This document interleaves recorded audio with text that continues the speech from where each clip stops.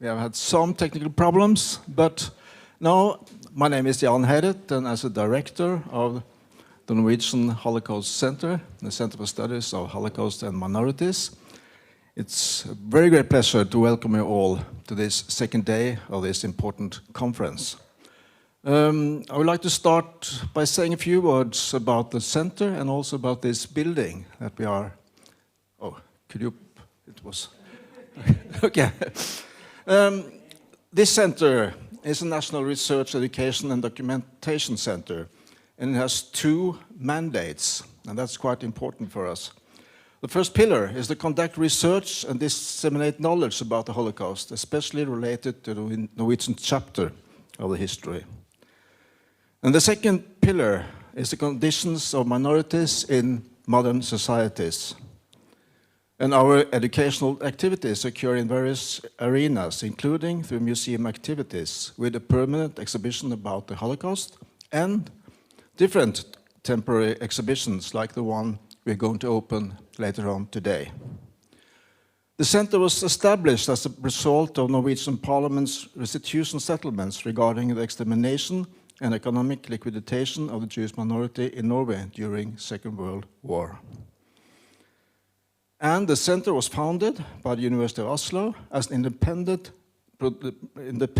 foundation for research and dissemination. And for now, almost 25 years, the center has conducted and disseminated knowledge on topics such as the Holocaust, genocide, anti-Semitism, anti-Ziganism, racism, massive human rights violations, extremism, conspiracy theories, and the living conditions of minorities, both historically and in contemporary times. So, a few words about this building. This building was called Gimle, and it was a private residence of Vidkun Quisling, the Nazi Führer of Norway during the Second World War.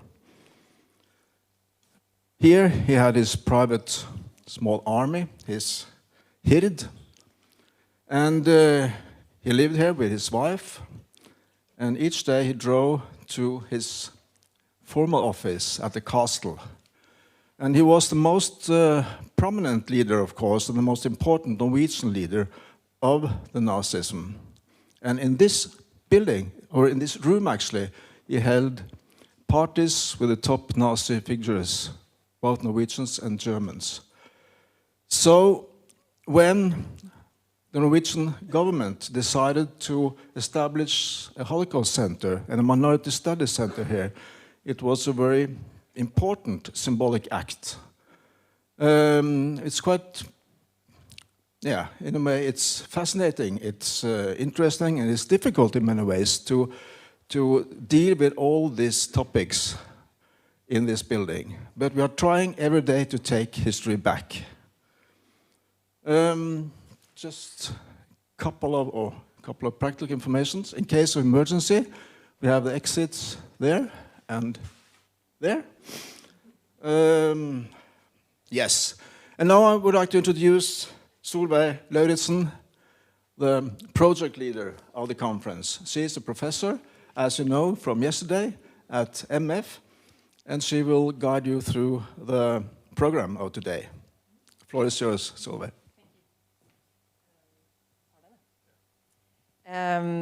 I will keep myself very short, but good morning everyone, and for those of you that were with us yesterday, thank you so much for a wonderful day. And today we will continue where we stopped yesterday. We were talking yesterday about research and about reparations. Today we will talk about activism, arts, education, and we will have two launches. We will launch the Critical Romani Studies journal thematic issue and also the exhibition that we have made. So we have a lot to look forward to. And I will leave it with that, actually, because I will introduce the keynote speaker. And it's really a great honor for me to introduce Dr. Delia Grigore. Delia holds a PhD in visual arts from the Romanian Academy Institute of Ethnography and Folklore, and she is now a university associate professor teaching Romani literature and culture, and is a coordinator of the Romani Language and Literature Department at the University of Bucharest. She's also the president of the Roma Center Amare Romenza. And these neutral descriptions of an academic life, it does not do her justice, because she is one of the strongest activists and advocates that we have. She works tirelessly for Roma rights and against injustice through academic work, through activism, through arts, and through demonstrations and any other way you can imagine. So it's a great honor, Delia Grigore, to welcome you to the stage to give a keynote speech.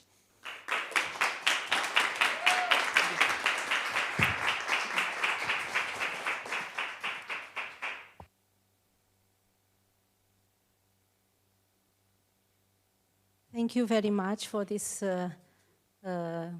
too high style of presentation. I'm not so much. I am activist, and that says everything. And I will try to introduce you to the contemporary activism and arts of resistance in Romanian Romani movement. This is a living story. I lived everything that I am speaking about.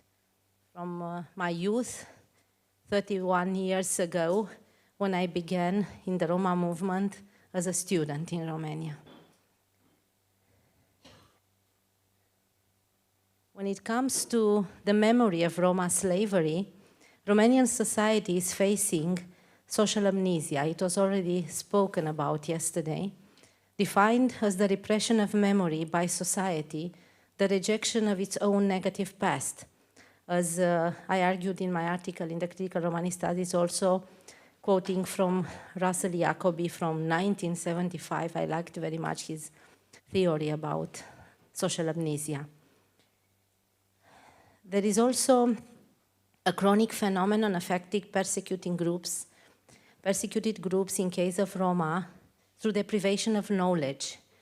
And it has two faces: testimonial injustice, deprivation of memory, and also hermeneutic injustice, deprivation of understanding. Both of them, as Miranda Fricker in 2007 told in her book, Epistemic Injustice, Power and the Ethics of Knowing. So the erasure of the memory of slavery is a manifestation of epistemic injustice, and the paradox of the buried, unexpressed traumas represents the socio-psychological consequences of slavery, which are experienced despite of the cultural amnesia associated with slavery.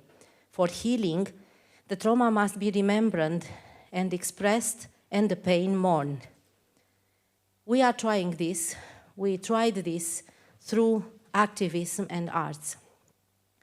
The memory of Roma slavery in the contemporary collective consciousness of Roma and non-Roma in Romania lies somewhere between this social amnesia and the reconstruction of memory through activism, research, literature, and visual arts, which is rather the exception. First of all, about legislation, celebration, messages. From the history, as I said, I lived. I will never forget, of course, what I lived, because it's our life.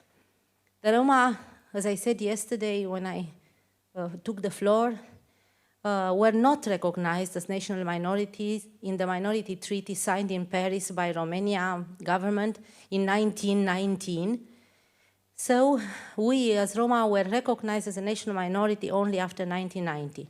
In my opinion, this is the first step towards anything, towards any memory, anything to remember and know about a group, not only the persecuted group, but all the groups to be recognized.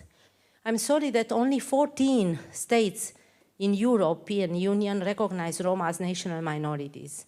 And the other are not, this is not mandatory to do it, and they are not doing it. Among them, the famous examples of France, Greece. So they are in the European Union, but they are not obliged at all to recognize national minorities. So without this recognition, in the so-called equality of citizenship, as France say, citoyenneté, this is not enough. You should be recognized as a group with a history, with a language, with cultural rights. Cultural rights are among civic rights, among human rights. And they are different. There are laws for this, the Convention for the Protection of National Minorities and other. If a state does not recognize this as a first step, what are we talking about? So for me, it's very important, even if the state gives money for the culture of these groups, let's say ethnic groups, it's still not enough. It's about participation to politics, to policies, about recognition is very important. Of course, there are states like Romania that recognizes, as I said, after 1990, the Roma as national minority, but still there is no law for national minorities, and if it is, there are some laws against discrimination, even against anti-Gypsyism, so anti-Roma racism. Some of the laws, Romania is a champion in issuing laws and not putting them into practice. So this is another problem. Like we have the law for the Roma History and Culture Museum 2 years ago, and 2 years and a half, in 2023, it was issued by the parliament, and still we don't have a museum. Even if a group of Roma and non-Roma research and teachers and ethnologists, historians, anthropologists, sociologists, we were gathered by the National Agency for Roma, a governmental agency, that contracted us to write in 6 months, in 2022, even before the law, to write a concept of the museum. So we have all the detail, concept, everything, how to look, what to exhibit in each hall. So everything is there. Research is there, law is there, and there is still no museum and no memorial. Let me go back in time when I was young. It was Vasile Ionescu, a very important name for us as Roma in Romania. My mentor, most of our young mentor, young activist, former young, now old activist, our mentor, he used to work in the Ministry of Culture, and I used to be in the village museum as a student, doing practice there, and I arrived in his organization, Avena Mensa, Come With Us in Romania. And he was actually the first and only Roma activist in Romania in the beginning, when he organized linked to the slavery. He did many things, but I'm linking now to the slavery memory. In 1998, on the occasion of the celebration of the 150 years from the 1848 revolution, he organized, together with us, the students that began, my organization is Amarelo Mensa, is with our Roma, but it used to be Shatra Astra, the Alliance of Roma and Youth Students Against Racism. This was the first name, and in 1998 we organized ourselves without being yet an independent organization. It began independent organization in 2000. So yesterday we had to celebrate, but we did not. We will do it in December. 25 years of existence of Amarelo Mensa. 25 years exactly yesterday on 24th of November. So, how we begin? We began under the guidance of Vasile Ionescu, our mentor, public marches. A lot of, as Solver, our colleague and friend here, said, a lot of demonstrations in the public demonstrations. It was organized, as I said, in 1998, a public march on Roma slavery. What kind of public march? We took the inspiration from the revolution from 1848, when they organized the funeral procession, saying that they are going to bury the old law. The old law that included also the slavery. We organized a funeral procession, carrying a coffin And in the coffin, everything was there, the funeral procession with everything, I mean, complete. Music, everything, and also with a coffin, and on the coffin it was written racism against Roma, and inside in the coffin there were posters saying racism, slavery, Holocaust, hate, speech, everything that is wrong, it's bad. And we went in the streets from the Patriarchy of the Orthodox Church up to the government in the march. We were many, we were like many, 300 people, mostly young students, mostly, and youth. And we were going in front of the government in order to bury this old law, this racism. And there we stopped in front of the government, and some of our witches, you know, in inverted commas, tried to put fire on these posters, you know, in front of the government there. Of course, it was a lot of media coverage because they liked this style. It was a different style, invoking history, because it was 150 years from the 1848 revolution. We also employed for this moment Tamango. Tamango was a famous Roma entrepreneur, mortician. He had his company of funeral activities, and he reciting Hamlet's monologue, to be or not to be, with a skull in his hand, to be or not to be racist, you know. And this was very well received by the media, because in those times there were a lot of trade unions fighting for their rights, but they were different styles, saying we want salaries, we want everything, our rights as workers, and we were a little bit more refined, you know, to try to, you know, show that we know history and to show that we want something different. We want recognition, not money for salaries. We also, the same year, organized the Slaves Fair in the very important outdoors central market of Bucharest, in Amzei. It's known by the ones that are from Romania. We organized, actually, it was the stairs of the mayor where the marriages took place normally, the stairs like that, a big building, old building. And on those stairs, we organized this slaves fair, putting, I mean, there were Roma students and artists also that were dragged on a leash and put for sale as aliens. We said, look, we have these slaves, they are aliens. They know how to work, look, their teeth are nice, look, they are beautiful, they have power to work, they are strength. And we tried to sell these alien slaves, the Roma, to the peasants that are they have no fault, I mean, there, but they are in the market selling different vegetables, and we went to them saying, do you want to buy this gypsy? Look, she's from another planet, she's alien, she's like that, like that. They would say, I'm sorry, I don't know, this kind of, you know, it was a little bit of irony. But the media coverage, again, was very important because they say, look, these students, they know history. What do you mean by that? And we said, for the first time in Romania, we mean that we were slaves for 500 years here. There were documents then sent to the government, of course, and to the church, still without any good answer from the Orthodox Church. Remember, 1998.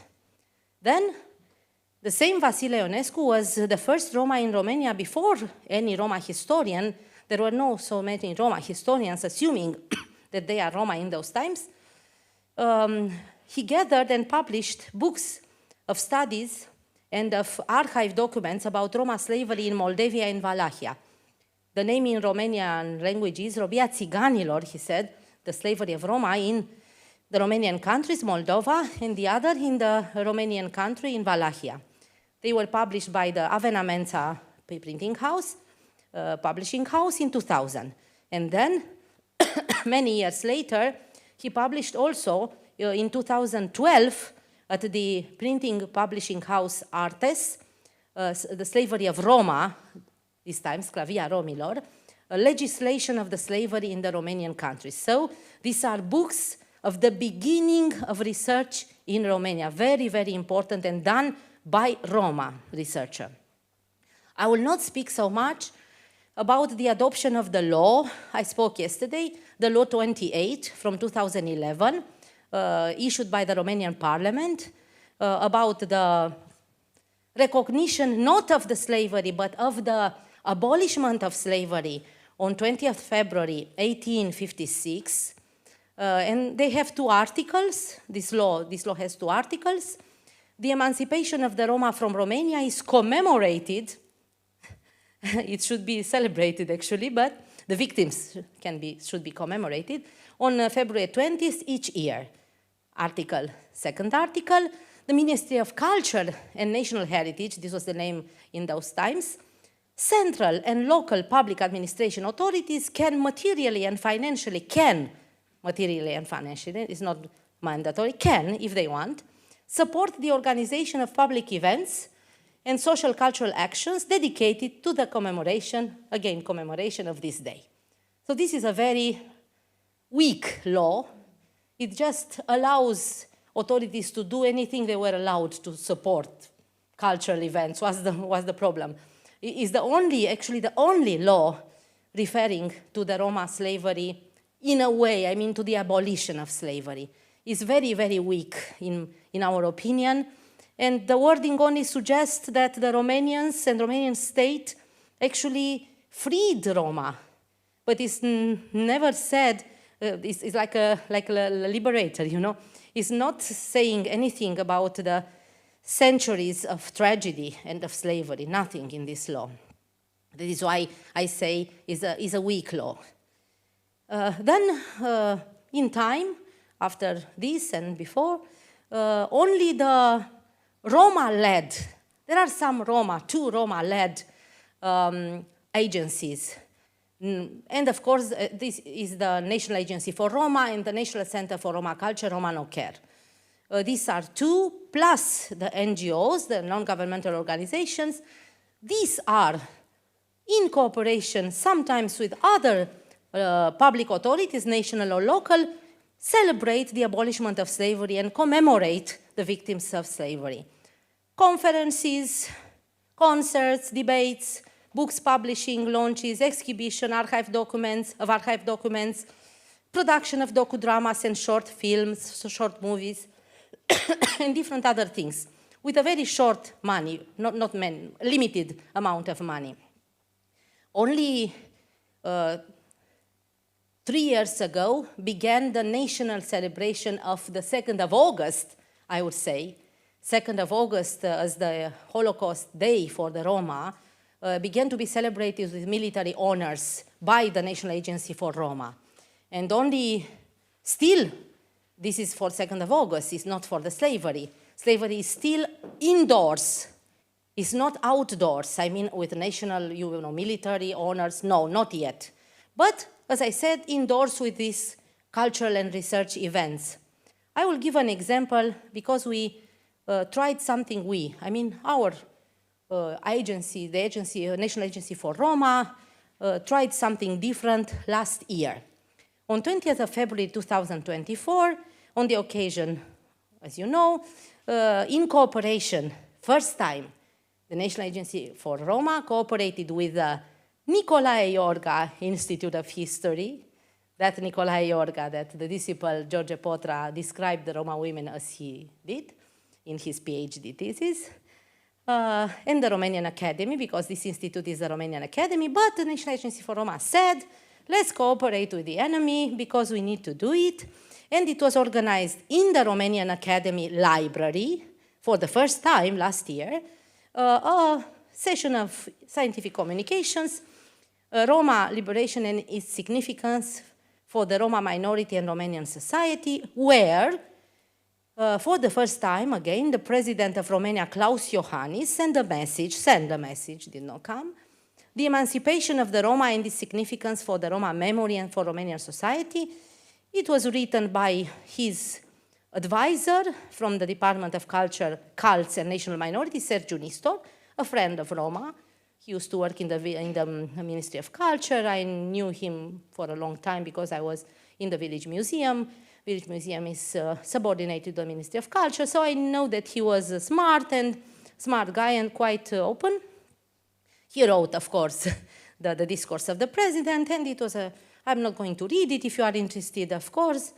It's a very, okay, the law, the day, we are sorry. Of course, the slavery has until today consequences on stigmatization and poverty. He was right. So it was a good discourse from the president. That is a good thing. What about the fact that the church was invited officially to come? Of course, they came through their representatives, their PRs and everything.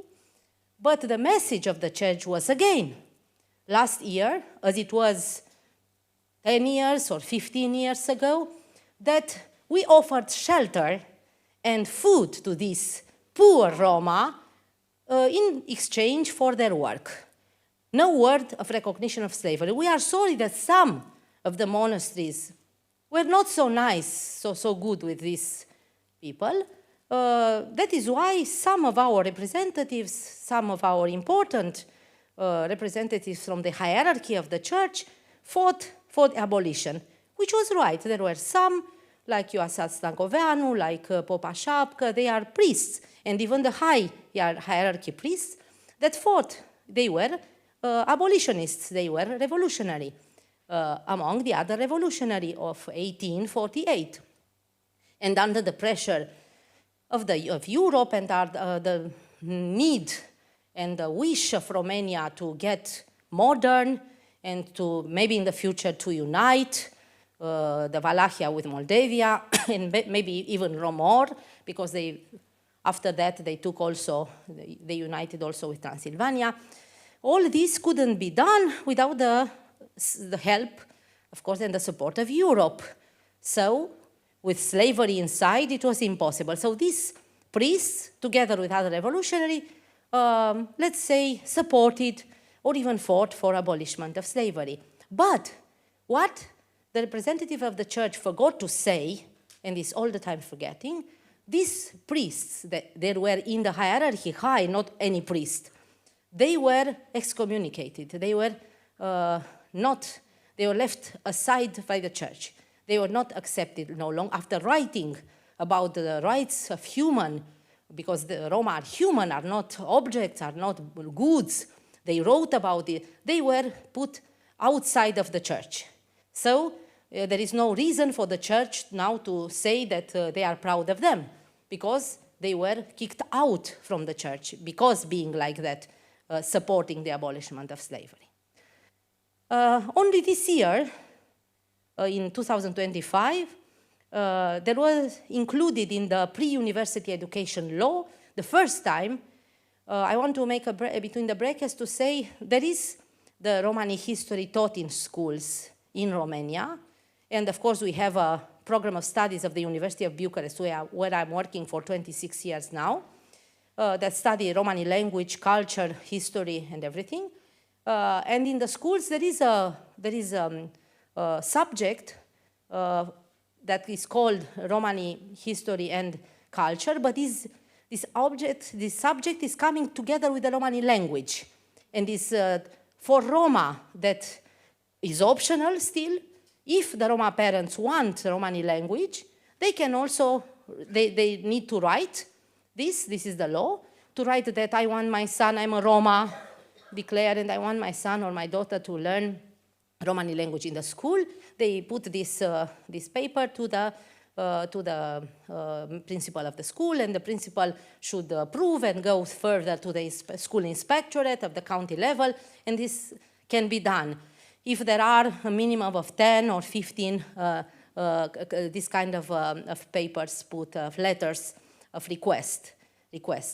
This is for Roma, but there is still almost nothing about Roma slavery in the mainstream school curricula. Only this year, as I said, it was adopted, this inclusion of the optional subject, history, Robia, and deportation of the Roma. So it's not slavery and it's not Holocaust or genocide. Deportation is a very weak word, what it means, so what? Deportation for what? Maybe for good, no? For good things. What about slavery? Not use slavery, they use robia. In order to diminish, as I said, there is a big debate. They are actually synonyms, but using robia, they want to show this was not like the Afro-American slavery, something a little better, let's say. So this is the name, this is what we as Roma, through our deputy from the Roma party, Cătălin Zanfirmane, obtained, with a lot of lobby and a lot of dinners, and you don't want to know, he told us. And he obtained this optional subject. He obtained this actually last year in the law, but the curriculum is not yet finalized. We had a working group a group like almost the same group like the ones that worked for the concept of the museum. We came together and we worked a lot on this curriculum, and now it is in the hands of the ministry, another working group with non-Roma, and we have to negotiate to see how it's going to be put for approval, because it's going to be put for approval, I hope, next year, because actually the law is from the last year with this optional subject. And we worked all this year on the curriculum. Now there are many, some notable, not many, few, but it's a notable mainstream initiative in the world of journalism. It's quite exceptional and exception. It's the Just a Magazine, doar o revistă, independent magazine, that now is closed. I hope not because of us. Because they wanted this independent magazine, they had a multimedia journalistic project led by the reporter Ana Maria Ciobanu, and they issued a special issue curated by Dr. Margareta Matache here in 2022. This was named The Custom of the Land, Obiceiul Pământului.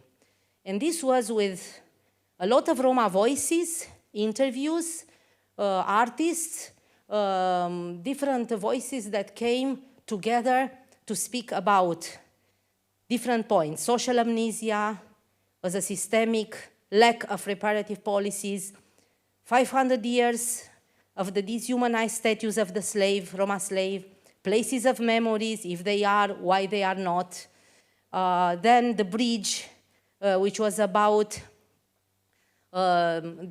some important artistic manifestations like the playwright Alina Șerban, who wrote, performed and directed the first play about Roma slavery, The Great Shame, in 2016, and about racism as a convenient, the unconscious sometime, the direct sometime, and about the sixth part of this was the depths. It's about the need for reparations, what we say yesterday. So this was in 2022. The conversation in the mainstream media continued a little with the magazine Scene 9, Scena 9, by the journalist Andrei Popovici, who explores also important idea of the truth, the need for a commission of truth and reconciliation processes, and he compares this with the processes of reconciliation and truth and reparations from Rwanda and Gambia about the slavery there. So these are only two real mainstream approaches to this. But one of the fundamental ways to reconstruct the memory of the Roma slavery is the literature, from the abolitionist literature to contemporary literature. If you see the abolitionist non-Roma literature, you will see that, like in this painting, this is a painting of Teodor Aman, Dezrobirea țiganilor, the liberation of Roma slaves. And this is, as you see, like in the literature, the abolitionist literature, we can find some stereotypes. The abolitionist literature is good because from Alexandrie to Rossetti, Boliac, Bolintineanu, and others, we can see the life of the slaves. We cannot see in the laws. In the laws, we see the status of a non-human, being sold, being bought, being inherited, being donated to pay for your sins, donated by the voivode, by the king to the monasteries and all these things. But we cannot see the everyday life very much.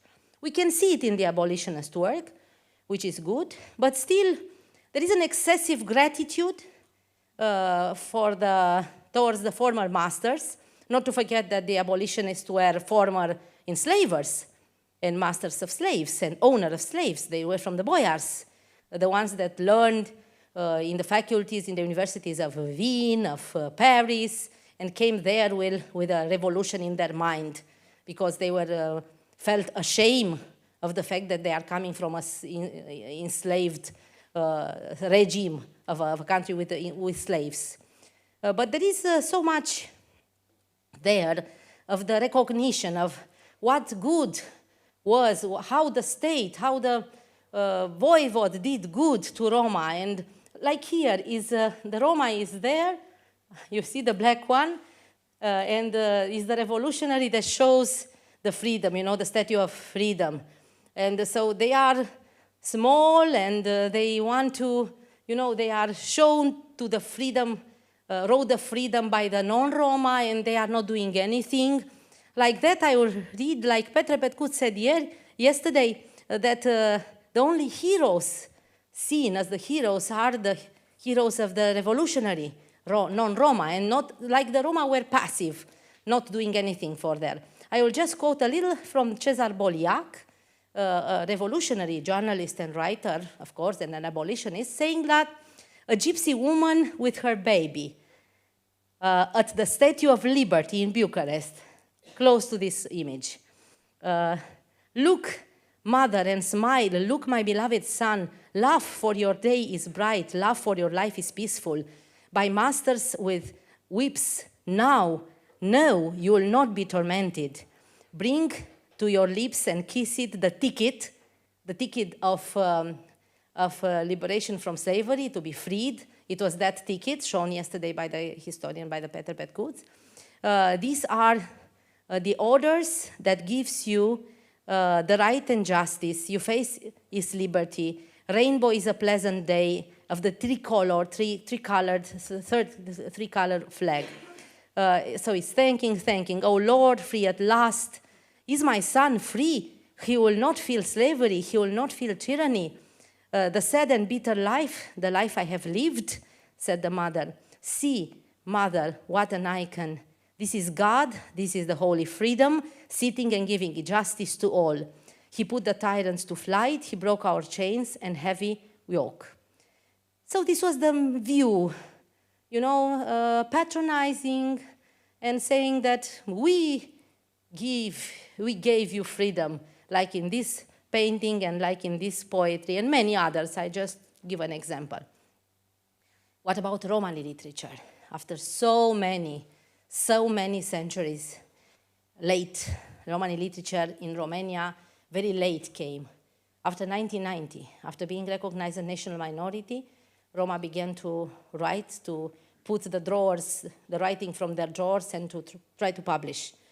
But mainly, they publish, our Roma writers in Romania still published only by the National Center of Roma Culture and with their limited finances, and in private, with their own money, like Luminița Cioabă, very important Roma writer, member of the Union of Writers, National Union of Writers. She's publishing in her private publishing house, Neodrom. Others are publishing in other publishing houses, all of them with money, I mean they pay. Or if they, like Emil Iulian Sud, a very good poet, Roma poet, writing only in Romanian, unfortunately he doesn't know Romani, publishing after winning some prizes in literature. But publishing, of course, not as Roma, but as a very good poet. So it's late and rarely addressed by the, or not addressed at all by the big publishing houses. You'll not hear from Humanitas or Polyrom publishing Roma literature. especially fiction, not at all, but some, let's say, scientific, but mainly written by non-Roma scientific literature, but not fiction. So reinforced by this social amnesia, self-stigma, and also by the trauma, very late, even later than the literature itself in 1990, that began step by step, as I said, mainly in private world of publishing, step by step we see Roma writers writing or approaching the slavery topic. As I said, Alina Șerban, a Romney that is director and actor and playwright. In 2016, she wrote and played The Great Shame. It's important because the main roles are played by Roma, and she had a very big success, and she's still playing it. She was supported, the first play, by the National Center for Roma Culture. And then, step by step, she entered a little bit the mainstream with this. She also, in 2020, wrote a short film, a screenplay, and the script for a short film, short movie, Ticket of Forgiveness, about a true story of a Rom. We have only 5 minutes. Okay, I will approach. I will not tell the story, but you can approach me. It's a true story about a Rom that killed his beloved one, a French woman, and himself, suicide, because he was not allowed by the his own owner, a non-Roma, of course, a boyar, a woman, that actually he was the son of the boyar that died and raised by his wife that couldn't have children. And when he asked to be freed in order to marry to this French girl that he met in a voyage with his master abroad, he was not allowed. He was not given the freedom, so he killed her, the French, and he killed himself. It was a big story in the newspapers in those times. So this became the ticket for forgiveness. Then the only film, I'm quickly going to the end.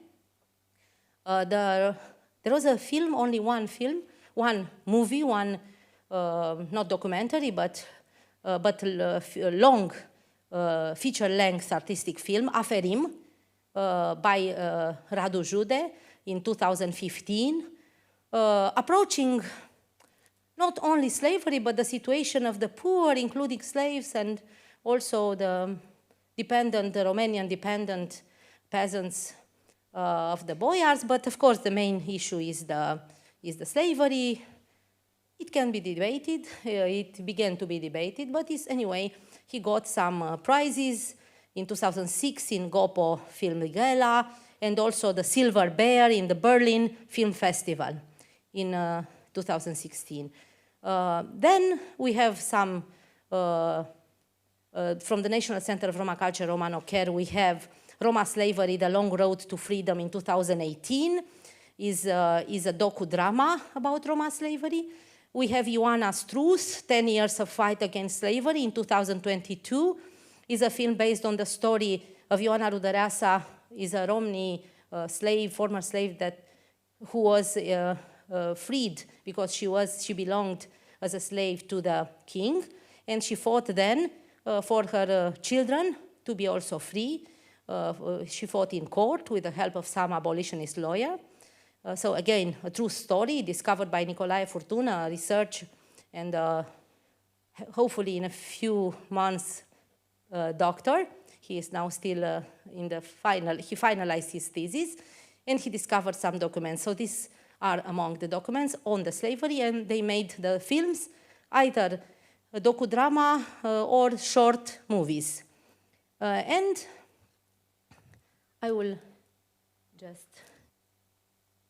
This is Marian Petre's sculpture, the Dezrobirea, abolishment of slavery. That's very interesting. I wrote about it because I'm also in visual arts. It's important to see if you want to see this. This is in metal, and inside we have the other material. Very important because inside is the wood, and this is his style. Marian Petre is a Roma, speaking Romani, from a traditional family that became a sculptor, very famous, and member of the Union of Artists. And he's using this inside We have the soul of the slave, warm and like a tree, representing emotion, empathy, compassion, and outside is in metal because he's like in a prison. But there are many things I will not, but just to see it, how it is. And just to go back to keep this in mind. So this is from his sculpture, is 2022. In literature, there is a lot. I'm going just to examples. It's Romani literature in Romania, as I said, late and a little approach of this topic of slavery. But there are two, Emilian Iulian Sude and Marian Ghiță.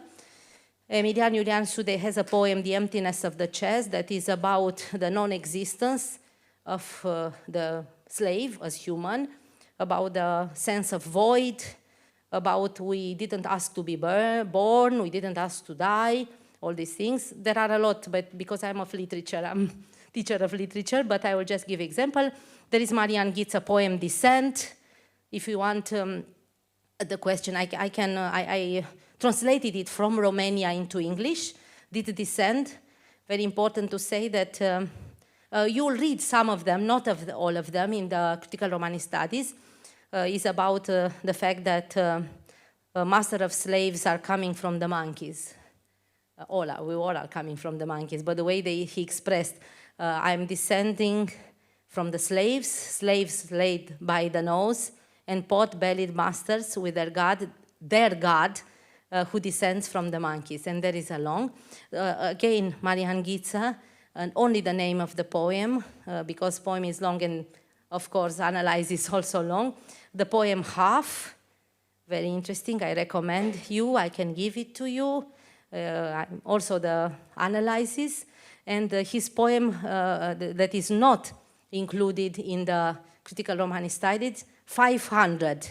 This meaning the 500 is very important for Maria Dumitru to read it, because it's about the way Roma women's bodies and souls were in the extreme gendered humiliation and violence during this 500 of slavery. So he wrote about this, Marian Ghiță, this Roma poet. And other, not so many, just to close to the end. There is another one, Trauma of Marian Ghiță also, very interesting also. The poetic ego yells about the pain of slavery. The boyars called them slaves, Țigan, and stole from their chests their freedom and from their eyes their light. And there is a traumatized and desacralized Indian origins there in this Trauma poem. Anyway, I want only to underline towards the end something, that the Roma writers from other cultural spaces maybe sometimes seem to be a little more relaxed to write about slavery than the Roma writers in Romania. Like Mateo Maximov, who wrote a novel about Roma slavery in Romania, Prix de la Liberté, the Price of Freedom, in 1955. Imagine, in Romania, it was the socialism after the war, no word about anything wrong that the Romanian state could do. I mean, Romanian state was excellent, absolutely fine.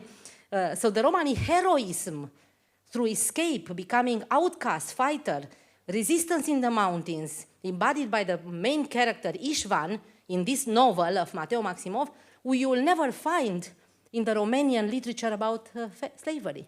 So only Mateo Maximov could, create this fiction. It's okay. There are some historical, of course, traces, but it's a fiction, absolutely. But it's about heroes. Us in Romania only about traumas, about your victimization. I mean, we are still traumatized so much. We cannot write, but he wrote in 55. As a conclusion, I would say that actually the Roma slavery remains largely absent from the public memory and mainstream historical consciousness, but the Roma activists, researchers, journalists, and artists are playing a critical role in reclaiming and reconstructing this history. Allow me, in the end, there are 2 points I want to end with. One is supplementary, but one is included. Allow me, because it's also the Day of Arts, to read you a very short poem of mine about slavery, to see that we as writers, because I consider myself more activist and writer than research, we are still writing. And I want you to see that how it's working in Romani language and with an English translation. Just allow me. Oltrin lava e romniange gilavindoi, tam lipe, gilav romnie ai căl, socialol mange te șunautut, ai te dicautut, mai but te dicautut, me te dicautut, ohulai, aci mosa Romnia ai beștele, nasom mecate, naiconic. Dud, Citrin, there are 3 poems. Second is Dud, in a trilogy. Dud, e che la ce găseste o cionurlia pe ipu sa Romni, ai biandile lenghe dui ciavore, o cam ai o sumnacai, te den Dud, ai biandili lenghe i ciai, te ghilavel Dud. Bimeripe, o te tu mende sar sipeniale, dicliomo de vel pa balindoi momelia sariec pur vel ciavaleate. Șucar, ujo, ai sa sto. Amesiatele arasa ai garavasa mentumendar. Ai amare giliasi veste, ai gilavem pen corcore, put po șucar acana de Saratosca. Trilogy of our women singing, darkness, sing Roma woman and dance, because I like to hear you and to see you, more to see you, I want to see you. Master, master, master, be quiet, woman, and sit down. I'm not here. There is no one here. Light. One fine day, the moon took the earth as his wife, and they had 2 sons, the sun and gold, to give light. And they had a daughter to sing light. Immortality. There, with you, how is it, sisters? I saw God burning candles like an old man left alone. How can it be folks here, beautiful, clean, and everything else? We keep leaving and hiding from you, and our songs are free, and they sing by themselves much more beautifully now than then. This was my poem. Thank you very much. I know that I went beyond time, but last night we prepared a revolutionary, I will ask, I know that it's beyond time, but it's a proclamation that us, the Roma being here, some of the Roma being here, Roma from Romania mainly, but not only, we drafted a proclamation in 22 points, very important. We want to address to Romanian government, church, and to the European Union, to the European Council of Europe, to the United Nations everywhere, because next year on 20th of February, there will be 170 years from the abolishment of slavery, and is still not recognized anywhere, also no in Romania. And Petre Petcuț has this initiative to draft this paper. We worked together a little bit to, not to improve, but to add some points. And please allow me to give the word to Petre Petcuț, please, to read it. It's in English, and to spread it among you. If you want to join Roma and non-Roma, allies, friends, sisters, brothers, we will open this for being all over the world signed, not signed by signature. Just tell us that you agree, and we put your name and affiliation. There's no need for signing, just the initiators. And the initiator is Petre Petcuț, together with us, with Maria Bogdan, Maria Dumitru, Liliana Ene, Oana Rusu, Julius Rostaș, some of the colleagues that worked last night. If I forgot somebody, Magda Matache also, she was there, and we worked together. So these are the names considering initiators, but Petre Petcuț came actually with the draft. It's just very 1.5 pages, very short, but very important, extremely important for reparations that we spoke about. So, Petre, please take the floor, and in the future we will spread it. Oh, you have it there. We will spread it everywhere, everywhere, with this image on the background is very important. Please.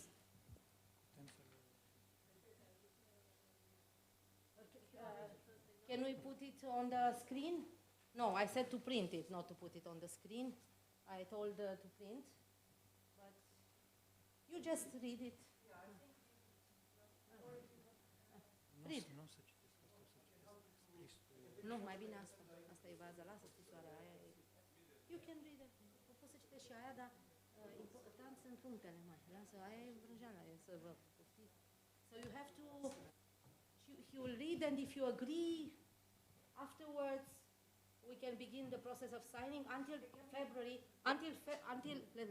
until February next year. We want this signed as many as possible. As many as possible, institutions, persons, allies, Roma, non-Roma, everywhere, everybody.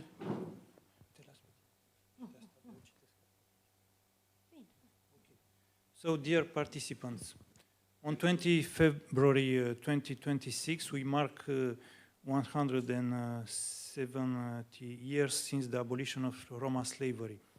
If the liberation proclaimed in 1848 was stolen, and the one achieved in 1856 remained incomplete, then today we affirm that its fulfillment still lies ahead. The proclamation of its laws of 1848, written in 22 points, was the first Romanian document to call for the emancipation of enslaved Roma. 170 years later, Roma present their own proclamation, also in 22 points, to show that the justice begun at its laws must finally be completed.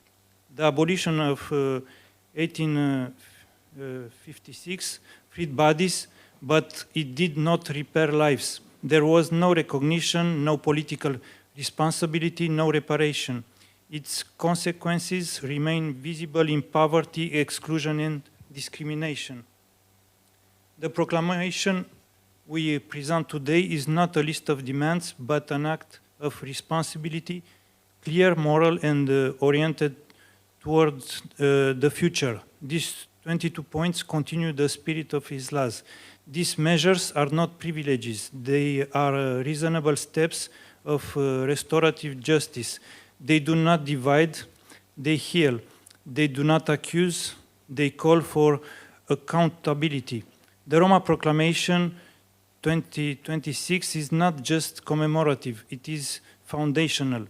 It calls for a future where Roma belong as equal members of society, where memory is acknowledged, and where history becomes a bridge to reconciliation. We invite you to sign this proclamation as a gesture of solidarity, responsibility, and respect for those who endured slavery and for those who still live with its legacy. Your signature means recognition, your signature means accountability, your signatures open the path toward repair and reconciliation. Join us in giving this proclamation its rightful strength. Thank you. Now the points of the proclamation. Official recognition of Roma slavery as a crime against humanity. The Romanian state acknowledges its historical responsibility, the systemic nature of slavery, and its intergenerational effects. 2. Issuance of a solemn declaration by the Romanian Parliament, a formal commitment to long-term reparatory policies. 3rd, digitization of all archives concerning the slavery of Roma people, free public access to documenta Romaniae historica, boyar archives, monastic archives, cadastral and juridical documents. 4. Creation of the National Memorial of Roma Slavery, a museum and public reflection space dedicated to the memory of the victims. 5. Marking historical sites where Roma were held in slavery, installation of plaques and QR codes providing verifying historical information. 6, creation of the National Reparation and Development Fund for Roma communities, financing for education, housing, health, infrastructure, and entrepreneurship. 7, creation of the National Fund dedicated to supporting Roma girls and women's descendants of slaves, ensuring access to education, housing, healthcare, infrastructure, and entrepreneurship. 8, exemption from school and university enrollment fees and free access to healthcare for descendants of enslaved Roma, reducing educational and health barriers. 9, elimination of property tax on the primary residence for 30 years for the descendants of Roma slaves, a direct fiscal reparatory measure. 10, symbolic restitution for Roma cultural institutions, buildings, lands, archives, and spaces dedicated for Roma culture and education. 11, establishment of the National Institute for Study of Roma Slavery, research, archiving, publications, and professional training. 12, creation of the National Roma Theatre, recovery and representation of Roma cultural heritage. 13, creation of the National Museum of Roma History, permanent collections, digital archives, and cultural programs. 14, creation of National Truth Commission of Roma Slavery, investigations, a final report, and official recommendations. 15, introduction of Roma slavery history in the mandatory school curriculum, dedicated textbooks and teacher training programs. 16, university scholarship for Roma students. 17, media campaigns and productions against racism, sexism, and all forms of discrimination against Roma and racism. Documentaries, public awareness videos, and public debates. 18, mandatory initial and continuous training for students and professionals in health, education, administration, police, and justice. Modules on slavery, prejudice, and anti-Roma racism. 19, creation of the National Observatory on Anti-Roma Racism, or National or European Observatory, annual reports, verified statistics, and early warning mechanisms. 20, restitution of cultural and historical heritage, works of art, historical artifacts, archives, and documents related to Roma history. 21, Roma leadership in specialized public institutions. And 22, international diplomatic program of recognition and acknowledgement of Roma slavery at the levels of European Union, Council of Europe, UNESCO, and other UN agencies for the international recognition of the historical enslavement of Roma. Initiators: Petre Petcuț, Margareta Matache, Delia Grigore, Liliana Ene, Oana Rusu, Maria Bogdan, Maria Dumitru, and Julius Rostaș, and all of you. It's 22 because the 22 points had the proclamation in its laws of the 1848 revolution. So we wanted to also show that we are now the revolutionaries from that time, now Roma, and we are fighting for these 22 points. So please join us in signing, and I thank personally to Petre Petcuț for this initiative because he came to us with this letter, and we are going to spread it all over the world to Roma and non-Roma allies, Roma brothers and sisters and non-Roma allies. So please be with us in this. Thank you very much.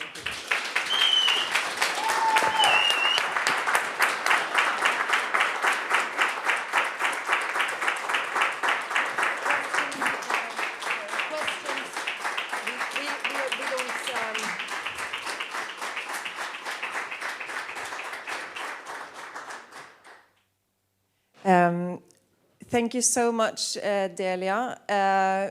First, for your keynote speech.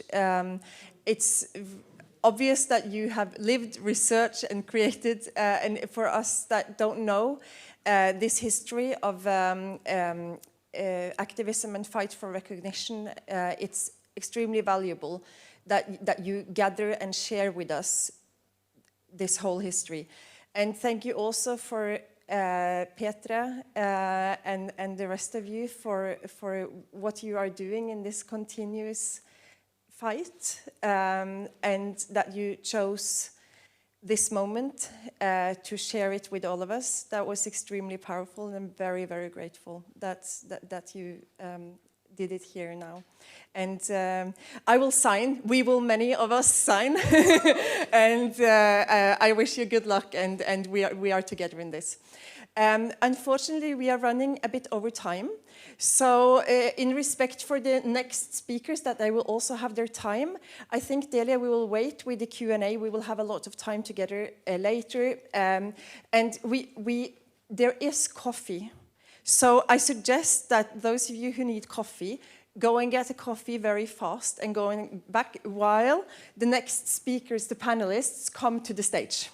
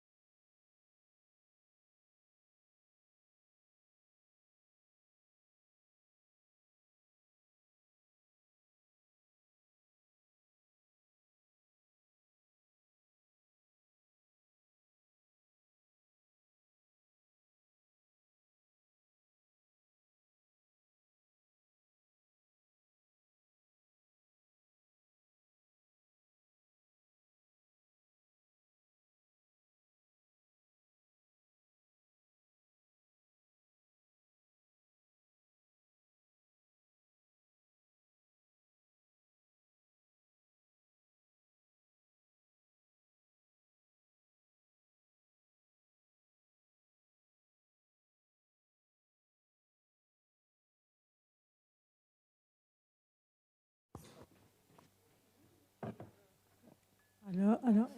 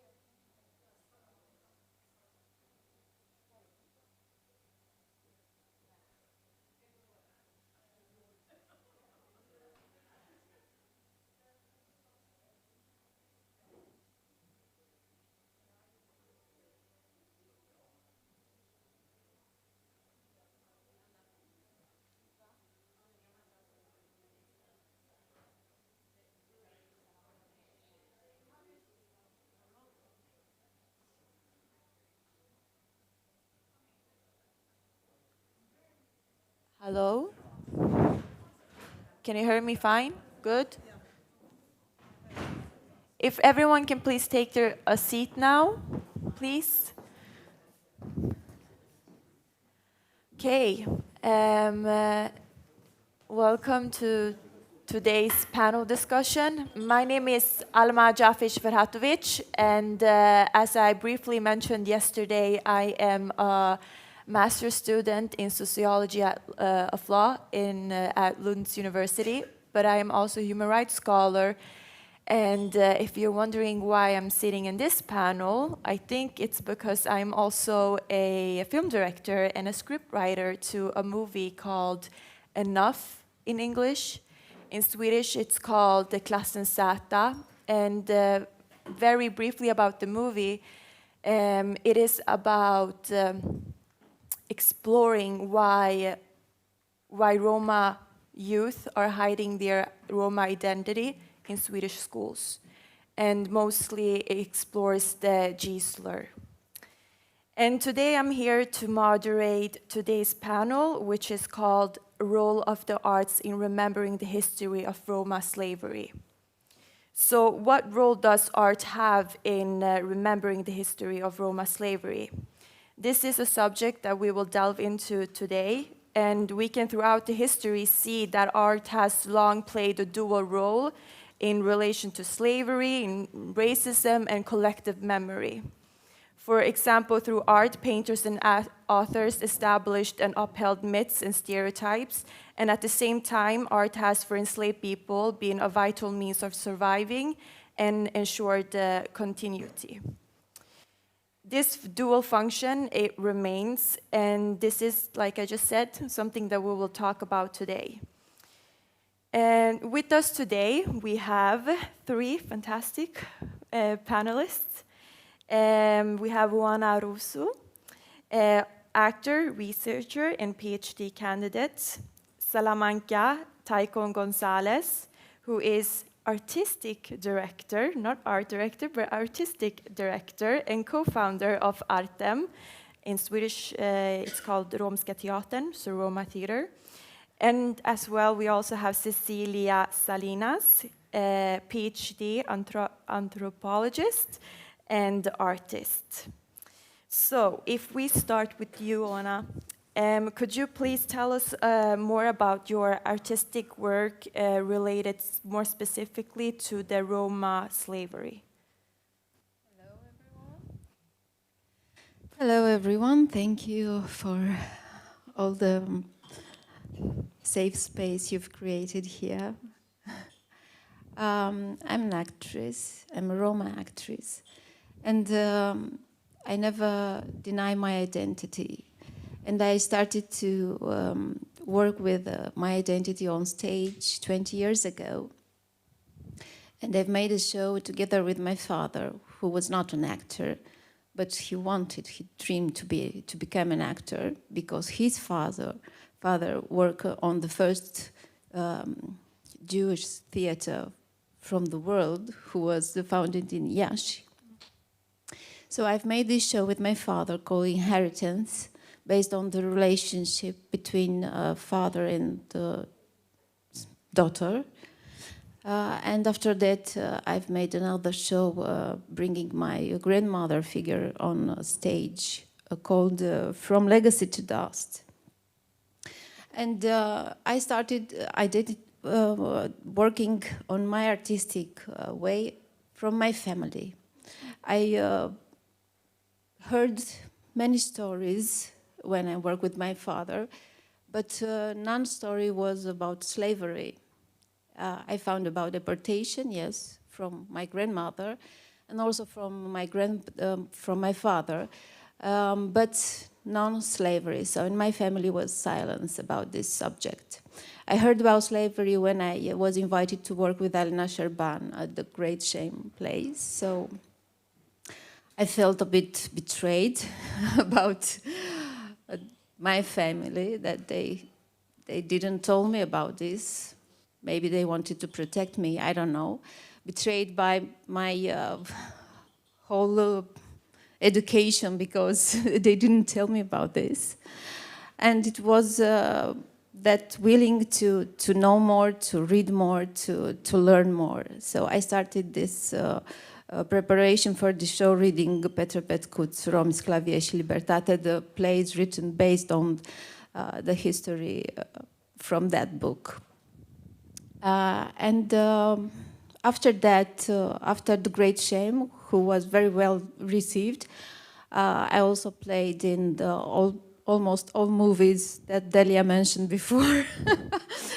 Ioana Rudurea's story, I played the oppressive woman, the boyar girl. And also the most recent one, the video performance made by Nicolae Adrian Furtuna after true stories founded in archives about Roma slavers. Yeah, for short, because we have so little time. Thank you so much for sharing that. What's happening? Okay. I think it's working now, yes? I was saying thank you so much, Joanna. Salamanca, can you please also share some of your work related to Roma slavery? We also saw you performing yesterday. It was very powerful, so thank you for doing that. Thank you. Well, we are working on a big play now about the Roma slavery. And the name of the play is Asva, the Tears of the Moon. This will be our 5th play, and we have been working on it now for, I think, maybe 3 years. We've been in Bucharest. We have had a lot of dialogue with Juvlipen, Theater Juvlipen in Bucharest. We have met people in Bucharest on the streets and spoken with many of them. But also we, the Swedish Keldarash Roma, we are descended from slavery. So I am directly descended from slavery. Fortunately, my family, they left Romania just about the time when they could somehow, but nobody knows how, and started to travel south of Europe and north of Europe until we stayed in Sweden because of the law that forbidden Romas to enter Sweden until 1954. So from 1912, we were like stuck, and in a good place because, well, we were not sent to the camps in Auschwitz. So this is the first play we're doing, and it's very, very, very emotional for me because in my family we have never known. This is like a social amnesia among us, as we were told. It's very, very, very accurate because when I speak with my people about it in Sweden, my aunts and my family, they're telling me, no, this can't be true. You're making stuff up. Because they don't remember, they have no knowledge about it. So this is one of the big reasons that we are doing this play. We're going to be 10 people on stage. And we're going to have actors also on the screen from Romania. We're going to have Mihaela Dragana as the moon in our play. And we're going to tell the story about Asva. a little baby boy whom we are going to try to save from slavery by bringing him to the more free gypsies. So we'll see about if the story ends well and good and nice, or in reality that everything is going like black. I have two questions for you. So the first one is about the silence. So you're both describing the silence within the family, but also the lack of knowledge, which is of course a consequence because of the lack of recognition of the slavery, right? So not even within the group, we don't talk about it. We don't even have the knowledge about it. So for you to be the ones in the family and as Roma women on stage and so publicly talking about it, how was that for you? And my second question is, because we don't have so much time, is I would also like to know how the work has been received. So both from Roma people, but also non-Roma people. I wanted to start with the theory of Mihai Lukács, who told us that Roma slavery was not only for working, but also for Roma cultural slavery, Roma jesters, you know. And Jan was telling us about two entertaining slave. That one French wanted to buy a slave that it was too entertaining. Do you remember the story? And you said that the African slaves were the same, but it is the story. The theory is that none of you remember that told us? Yeah? Yeah? And I wanted to talk about this theory that nobody knows about, that Roma slaves were cultural slaves, like Măscărici in Romanian. And Lukács said that Roma slaves were the embryo of the Romanian theater.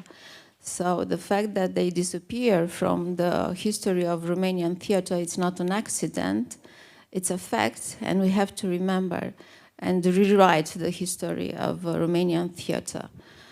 And how do I feel about it? Well, I'm optimistic. We don't have to give up, and I feel inspired by this team. And the most inspiring feeling is the feeling of belonging. I feel that this is the right place I have to be. This is the right work I have to do, and this is the work I love to do. So. I'm on the right way. I feel that I'm on the right way. I'm optimistic, but yeah, racism, it's a topic that captures all your life. So you cannot separate acting from racism, from living, from anything. It's all around us, unfortunately. But we have to deal with it. And left to have that power that Julius, I love the line of Julius that told us, you have that power, you have to know the history so that you can have the power to laugh in the front of oppressor. Yeah, killing them softly. And that's why maybe that the majority of the Roma people actually are really good actors. In their ordinary life, we are brought up from, we live it, we have to act. It's a bit stereotypical line, sorry to say that. Yeah, but we are here to learn. Yeah, I'm actually... I hear it all the time when somebody must say, you look a bit exotic, I don't know, are you Jewish or are you... No, I'm Gypsy, I'm a Roma woman. That's why you're so talented, isn't it? Really? That's why I'm so talented. That's a problem for me. That's a problem for me. I went to university. Because I am the stereotype. I actually am the stereotype. I read Fortune. I go with this kind of skirts. Yeah, I am an actress. I sing and I dance. I've lived the majority of my life in caravan also. So I've been traveling. So it's very complex to speak about stereotypes and what's a stereotype and when is it a stereotype and when not. So because we are not a homogeneous group, we are very divided. And some of us have been able to keep some of the culture and other parts have been able to keep other parts of the culture intact. So it's very complex. But it's dangerous because this positive stereotype had the function to minimize all the work from the back of the artist, you know, and it's often met in the musician world when you say, you know, all the musicians have music in the blood, they are so good because they have it in the blood, which is not okay because they are working a lot. Of course, there are very bad singers who are Roma as well. Yeah. This is a good conversation. We will keep talking about this, but before we do that, I would like to ask Cecilia to, you have prepared a presentation for us. Do you? Yeah, no, it's not a presentation, but while I am speaking, Yeah. I am not Roma, I am from Argentina, I have indigenous descent, and the issue, or why I'm here today is because I work with I am visual artist and work with in the interconnection between anthropology and arts, artivism, and I have been working with a colonial legacy in different contexts. So I think it's, therefore I am here, and I maybe if you set the, it will. Maybe we should ask. Oh yeah. Sorry. Yeah. So. Yeah, it's more that like a background, just to see the different images I create. I have two series here. The one is artivism, and the other one, this is about Norwegians, minoritized Norwegians, and the racism, the exclusion, and the unbelonging they meet. And the other one, it's about Mapuche people in Argentina and the racism and their struggles, also with genocide, with the colonial legacy. But what I wanted to add to this panel is the role of art in restoration, and I was thinking that yesterday there was, I think it was Delia who asked, are we in the post-colonial or decolonial? And I stand on the shoulders of a long academia legacy from Latin America, and they talk about the colonial magic of power. And I think we are living that. So it's not, we are not post-colonial, it's not decolonial if you don't do the job, it's not tokenism, but we live in this colonial power, of the colonial matrix of power that also define arts. So arts can be, it's not neutral, and arts can be used, it's a very powerful tool to oppress, to feed into stereotypes, also into fascist imaginaries and into racism, but it's also a very powerful tool to decolonize ourselves, for healing. And for communities, I think arts can give the possibility to create rituals of mourning, bringing expression into where before was silence. I think art doesn't have any easy answer. Arts brings complexity into the room, different angles to understand groups, people, and this is what also I try to do with my arts. I try to bring the complexity in the history of the silences that are in the stories of people who have been oppressed in different contexts. So, yeah. feel like we should give an applause to that, yes.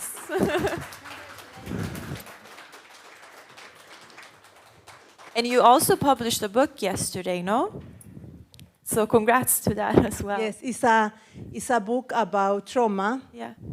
Because as anthropologists, as an artist, as a colonial subject, I think we have to start with ourselves. Before we can try to contribute to change representation, we have to heal ourselves. So this book is a political book, it's a fable in poetry, it's about trauma, healing. What's the name of it for the ones who are... Yeah, the name of the book in Norwegian is written in Norwegian and Spanish and my Norwegian.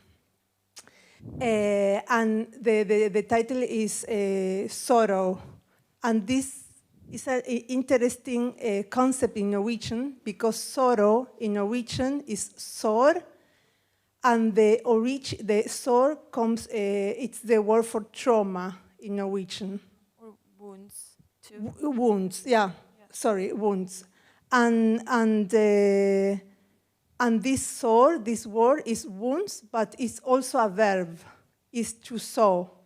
So I am playing with the idea that trauma is not only trauma, it's not only a wound, but it can also, if you heal, if you go through that wound, you can bloom and create new meaning. Yeah. So, That's beautiful. And Salamanca, Juana, when you hear Cecilia talk about this and the role that art can play into healing, what would you say that the role of arts has in healing justice, but also social change? It's a big question, but yeah. In my PhD thesis, I was talking about that double code of expressivity. It's my theoretical contribution.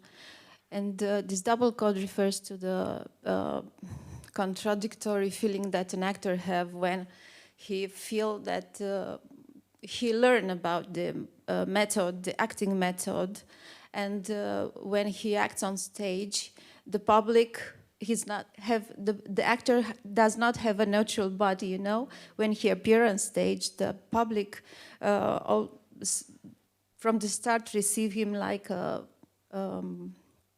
racialized body. And I'm talking about this contradictory feeling about from what he feels and how the public is recepting his presence on stage. And I wanted to counter a short scene from The Great Shame, where I was the Professor Oprea. I was the Roma character from the play, and it was a short scene when I have to be dominated by the Gadjo professor from the university, who wanted to take off one of my course hours, and I could just not let myself dominated, and I was like, I cannot. And Alina, the director, told me, let yourself go. You have to be dominated by him. And I just couldn't. And I'm a good actress, but I just cannot let myself be dominated by this Gadja professor.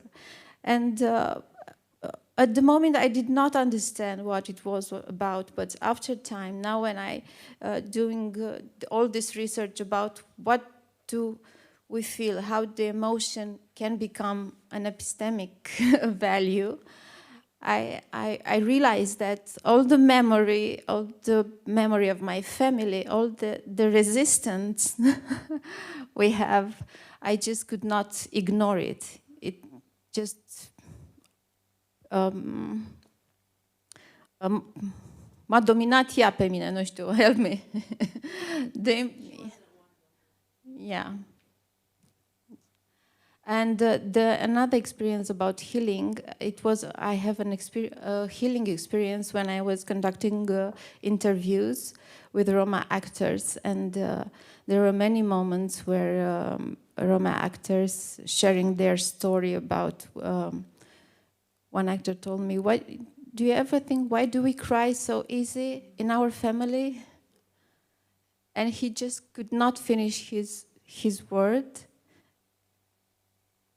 And both of us, it was a healing moment between us. And I believe in that power of healing, and not just talking, but listening and sharing with the other all of our stories. I think that's the power in us. And that's the healing force of art.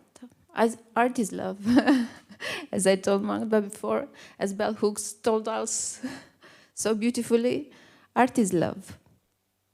And I think that is my greatest power, to do art and love. Thank you so much.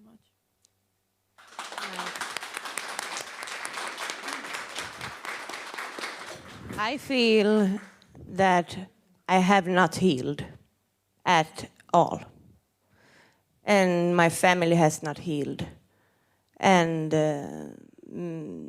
we have not healed. And that's why this is so important, to be on stage and say the things to the people who needs to hear it in a way that obligates them to feel it. Because we can speak and we can explain and we can explain, but many ways through art, we can make them feel the pain. Because sometimes it's only through the pain that we felt, so they can know what we've been through, that they can understand what they did to us, and maybe then we can heal. That's the mission of Artem, the Roma Theater of Sweden. We want to unite the people to understand our collective pain throughout the world. And it's a very important work, and we can also say stuff, harsh stuff, because it's more acceptable to say it through art than through politics. So we are making a political work with theater through music, dance, and the stories we have to tell, and reclaim many of those stereotypes and tell them by the real stereotype. I played Carmen with Carmen Disturbed in English, maybe. And we've always been disturbed. And in our Carmen, I tell the public, I am Carmen. All of us are Carmen. All of us are Carmen. All gypsy women are Carmen. But why does Carmen react the way she does? From a Roma perspective, it's not easy to understand, but we have to tell the story and put those white men who've been telling our stories all this time and give them a dub in the face for those who understand. I would like to, because I was now when you're telling us about this, Salamanca, I remembered our conversation about the structural challenges that as artists that we also have, and I'm sure this is the situation for researchers as well, maybe in different ways, I don't know, but how we as artists, it's like the freedom of speech, right? We are supposed to say what we want and do as we want, especially when it comes to creativity. And what are the challenges that you have faced? Because you told me something that I think is very important for this audience to hear and to remind themselves. What did I say now? You said something about how Artem has, or Romska Teatern has been, how it hasn't been easy for you to build on your institution. No, because as many of you know, or maybe you don't, many Roma people around the world have very non-Roma last names. Because for the list in my vitsad, or when we ask who are you, we ask who's your father, who's your grandfather. That's our name. So many of us took names that are non-Roma names to somehow blend in. It's really difficult sometimes. So when we have been doing our applications and have all these names of our actors, and we also have non-Roma in the company because we need each other and we need good people. We got the answer, well, you don't have Roma förankring. Hur ska jag översätta det till engelska? What? No. Establishment? You have it. Your theater doesn't have a Roma establishment. And I was like, huh? What? So I had to call them up and ask, do you want me to write behind every name of the Roma gypsy? Because we can do it, it's no problem. No, that's illegal. Okay. So how should we do then? Because we have all the Roma big organizations in our backs, and we are Roma on stage, and I'm a Roma. You are? Yeah, you know, Gonzalez, you know, Romas are in Spain too, you know? Okay. So then we had to take a lot of action and speak with Romani Glinda, for example, and they joined us and said, yes, they have a lot of, they can do this, they are Roma. Right? So thanks to other Roma organizations around Sweden who are established, we could make our first play. So it's been a struggle, and it still is. We have been working now since 2018, and in Sweden they have the state. Hur skulle du förklara på engelska våran strategi för romsk inkludering? The strategy for the inclusion of the Roma people. And it says very clearly that it's not a law, but it's a recommendation from the state that the Roma organizations should have institutes paid by the government, and not only one, many of them, culture institutions. And we still do not have one. And we have been fighting now since 2018. Hopefully we'll have our own theater soon. Yeah. The reason I'm bringing this up is also because, like you said, we have a strategy for Roma inclusion in Sweden, but still we don't really, we have to constantly fight in order to get our rights. So this brings me to both you, Cecilia, and Juana. And will you say the goal for the Roma inclusion in Sweden is that the year 2032, the Roma who will turn 20 years of age will hopefully have the same rights as other people in that same age. That's the strategy, that's the goal for Sweden. So we have a lot to do because we are not there. Huh? It will not happen. Unfortunately, it doesn't look so like, no. But I wanted to bring up the subject of collaboration. So both of you work a lot with the intersection of different subjects and themes and minorities. Could you tell us what is there to gain from collaboration in the arts between different groups, histories, and arts forms? For me, these two exhibitions are connected to one research. It's the role of social media in anti-racism and different kind of struggles. So it was a comparative study, and then I can see, you know, in Mapuche people in Argentina and the colonial legacy have their texture, but also in Norway the minoritas Norwegian have a history their backgrounds are from many different parts of the world. So there is this connection, and for me, through the artistic expression, I can show that what colonialism does in relation to silence histories, oppression, is that tries to feel the colonial subject that you have an individual problem. Your trauma is your trauma. Your family trauma is your family trauma. It's your own drama.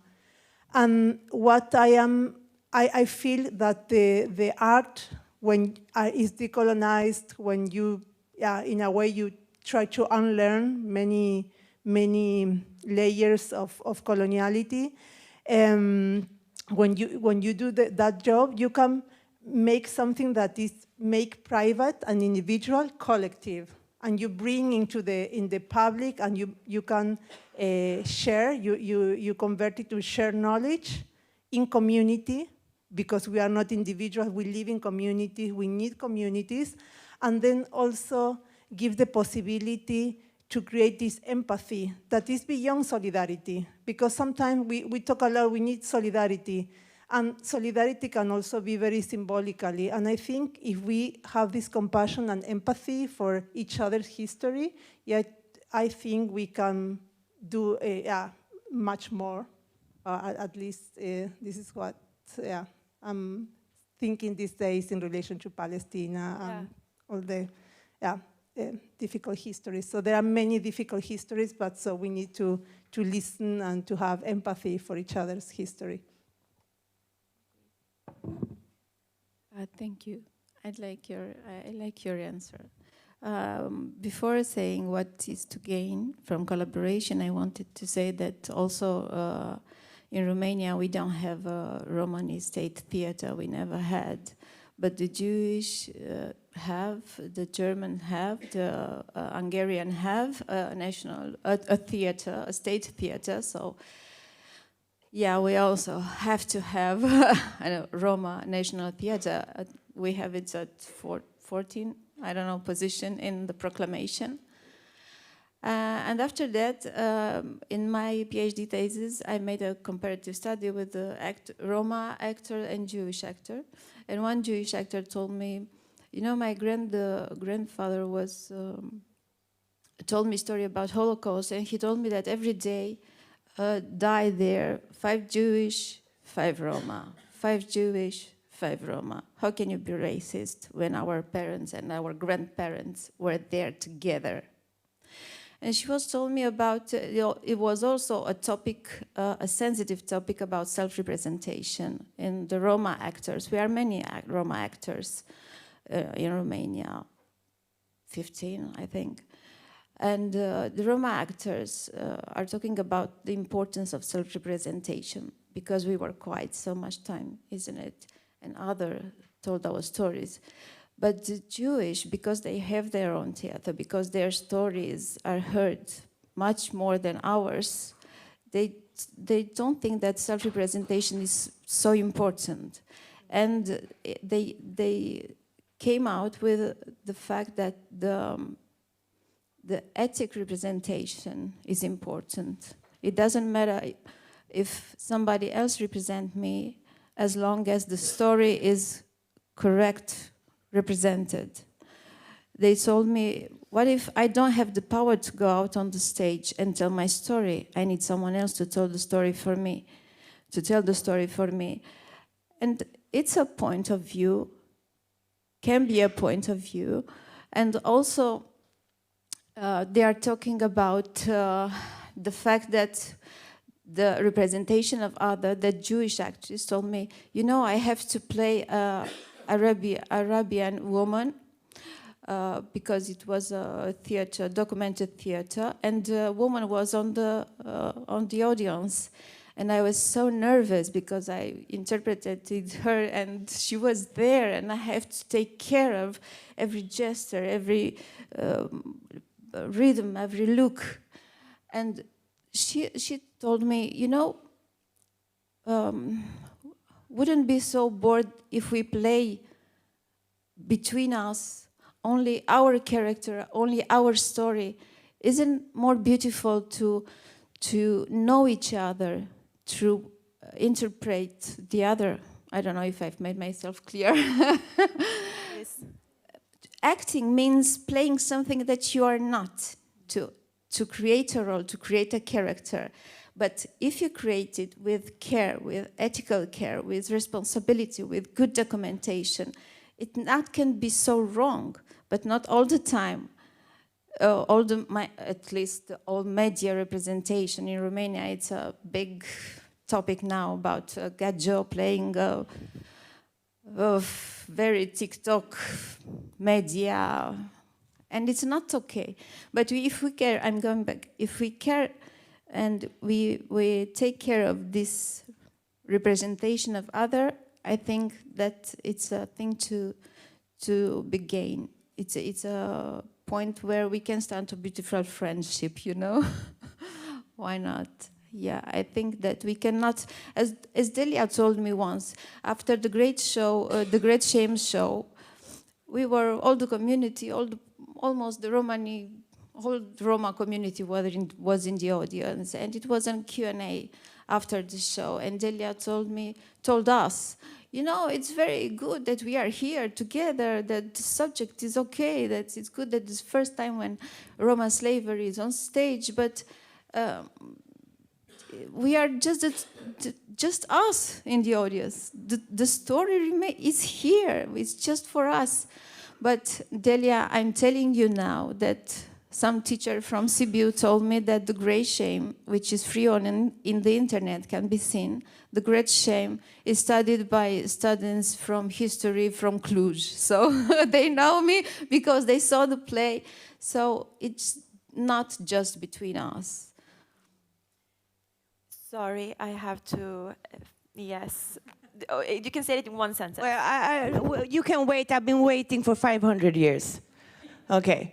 So for me, it's a problem when non-Roma is playing Roma. It's a big problem for me because they have always been done it, and my experience is that they do it all wrong. So if they are going to do it, they're going to do it with Roma helpers or with someone backstage who is telling them, no, you cannot go dressed like that. You cannot move like that on stage because you misrepresent our culture. I feel like this is a big topic, and I would love to talk more about this. This is something that I think we don't have time, and I would love to. Thank you so much, all three of you. It was, yes, I loved listening to you. Thanks so much. Thank you.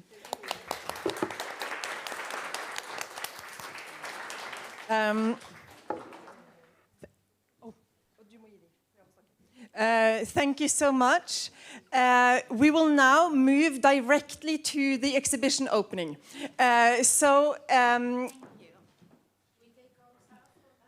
Follow Ingeborg. Follow this lady. And after that, there is lunch. So you will have coffee and food and everything. But follow... Yeah. Follow Peder, who is standing there waving. Follow him. You can leave your things here.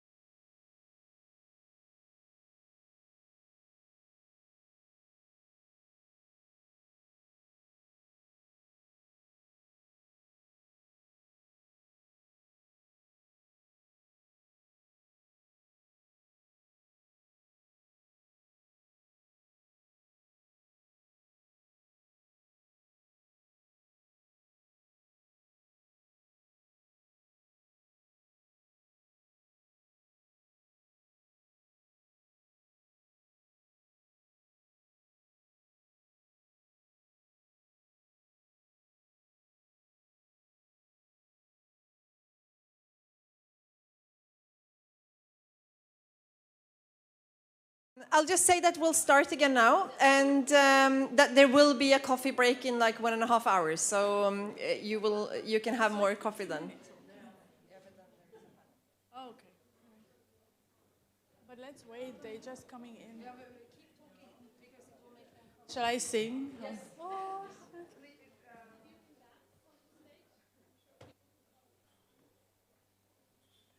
need, the sky.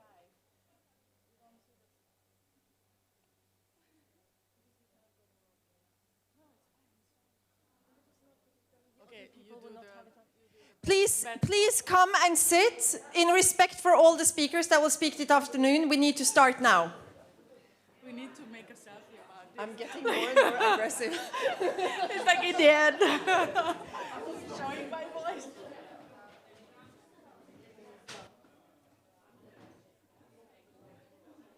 But but there's one trick. You shouldn't run away when you shout. Like you understand.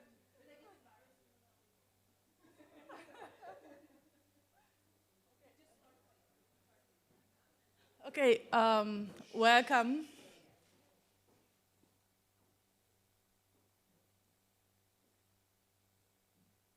I just borrowed. I love this. I will stand like this. So, welcome to my 15 minutes fame. But anyway, this is a very short panel, but maybe one of the most important ones in the end of our conference, because now we are showing to you where you can read all the presentations that we have been listening to, or most of the presentations that we have been listening to in the last 1.5 days. Why I was almost late today was because we just shared or posted the new thematic issue of Critical Romani Studies journal on social media. And the new thematic issue is on the topic of this conference on slavery. And so we agreed that I will a little bit introduce the journal, because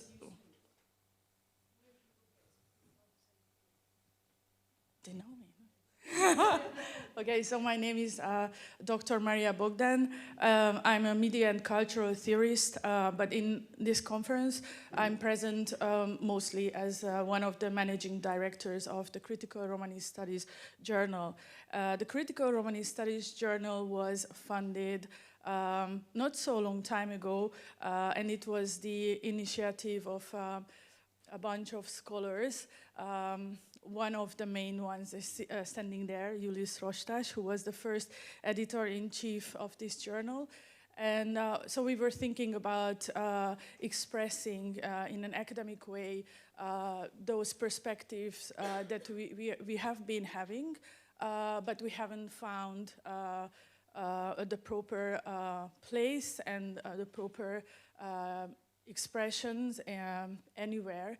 So, it was like through conversations and dialogues, informal dialogues, and this was a very empowering few years for us when we discovered that coming from different fields, we are, all of us found the critical studies as our basis to implement our thoughts or to communicate our thoughts. For example, I'm coming from the field of media and communication and a little philosophy, and so I started to use all those works of those great scholars that some of them were mentioned here, coming like cultural studies. Stuart Hall was my first, but like Spivak and Derrida and so on.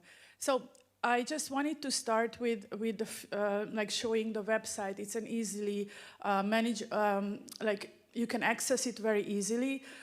So this is the main page of the journal, and you can see the statements. When I read this statement, I remember all the moments when we were discussing these lines. I have my favorite line, but I will never reveal it because I always smile on it. But I just wanted to show you that we tried like coming from very different perspectives, like very different fields, but somehow having the same perspectives in our research. So this is a deconstructive text, and it expresses that I just quote here.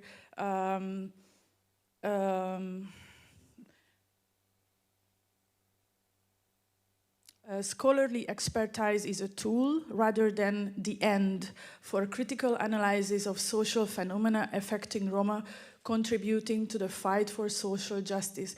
So, we try to put it into words that this is an approach. And what we are writing about is not the truth, but we have our perspectives, and when we put them together, we can get closer to the truth, right? And now I paraphrased Derrida, sorry about that. So, and now let's go on to the journal. So, I'm very proud. This is what we also wrote in our social media post, because this was an incredible work together, and thank you everybody, all the editorial team and all the authors. I had the time of my life with this because I had the privilege to work together with my friends.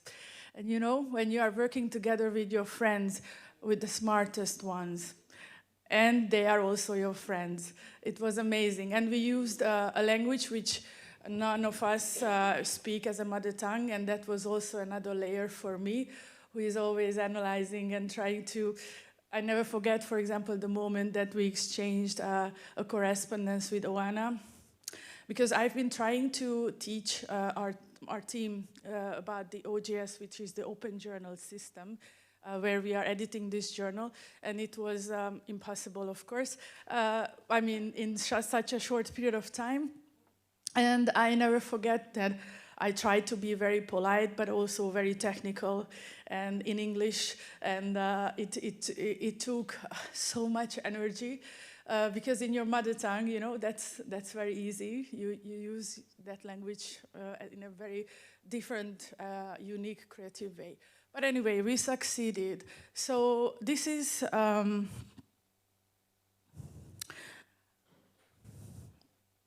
Sorry, this one. So this is the main. Wait, what is the, yeah, this is so when you go on the homepage, you can click on the current issue, and then there you find the new journal. And the most important part of this introduction probably is that it's open access, so you don't have to pay for it. And you just click, I think here it's very obvious, you just click on the PDF, you can download the whole issue as a whole. I show you, it's so beautiful. And at Critical Romani Studies, we always take care of this, that we are using for the cover image the work of a Roma artist. And this time, we had the privilege, and we are so honored that we can use Emmanuel Barrica's image. Of course, it was the idea of the editorial team to use his work. And wait, I want to show you. So, sorry, I have Apple, you know, okay. So you can see, if you want to see the credits, who were the editors of this journal. So I would like to name our editorial team, Margareta Matake, who was the lead editor of this thematic issue, Solvor Lorten, Maria Dimitru, Adrian Nicolae Fortuna, who I always call Adrian, and all the rest of the team call him Niku, but he's not here with us, and Delia Grigore. This is an incredible team, and the title of the cover is "The Abolition of Slavery," and so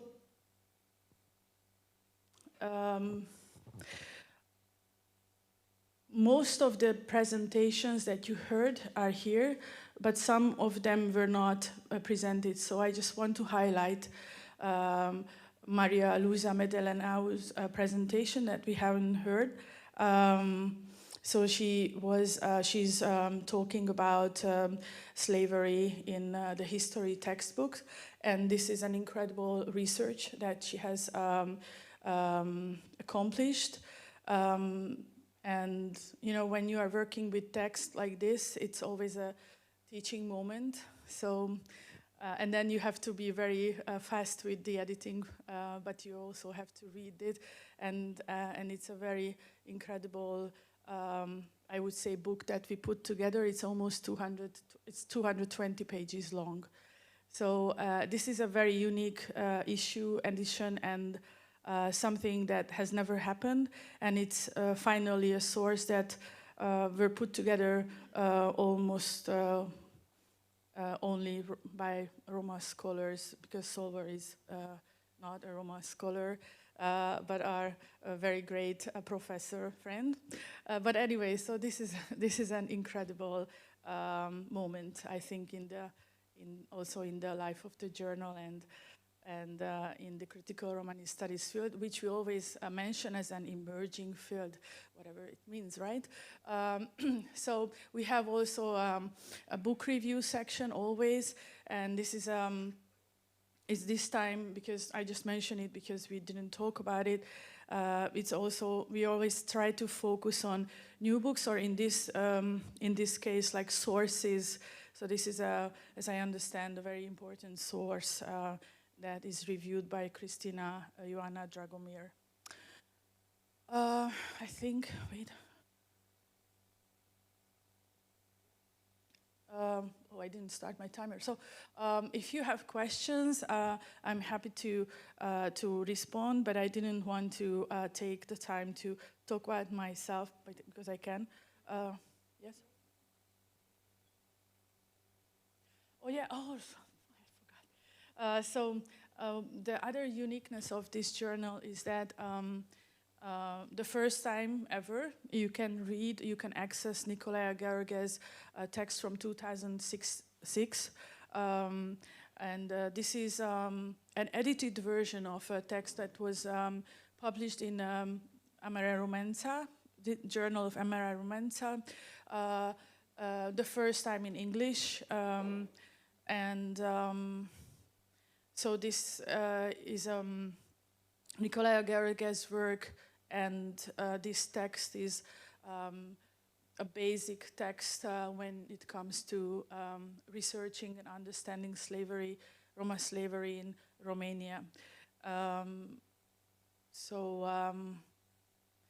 For example, for me, it was a unique moment to read it, because I still don't speak Romanian, but I could read it in English. And and I wanted to show, if you want to get familiar, I chose Magda's foreword. So this is how it looks like. I think the colors are very nice, but I chose them. But so this is, I just want to show you that, so it's easily researchable and accessible. I mean, who is a scholar knows our SID number is where we are collecting our publications. That's our important online source about us, creating data. And then, you can, and one more thing, we always print, but this time, so far it's only online, but hopefully this will be printed too in the future, but it depends on the budget. but so far you can access it online only. Yes, Julius.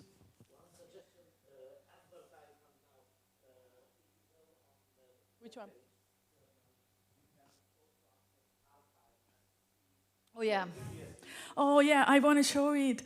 So OGS changed in the last few years. So this means that the archive is all over the place. So it's not like a chronological order, but you can access all of our previous issues. This was our first one with Damien Lebas's work Gypsyland.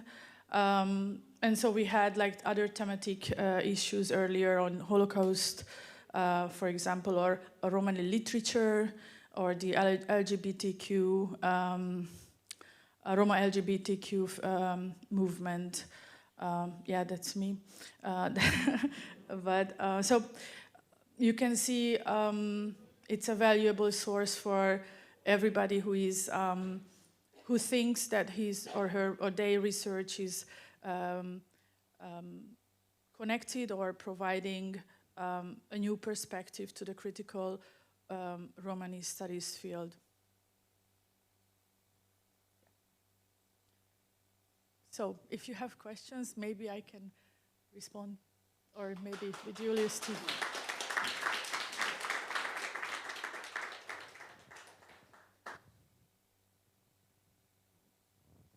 Well, this was the info session of the conference, I think. So, yeah, and find us on social media. We are on Facebook.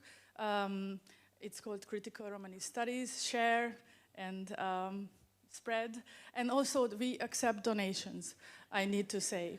Because, oh, I forgot. This is, so when we talk about this is a community, this is a journal that was not a top-down journal. So we created Roma scholars on our own, the idea, and it was Julius Rostas who used the moment in his own scholarly new step to make it happen, that this journal is now alive, and we are connected to academic institute, which gives us credibility, right?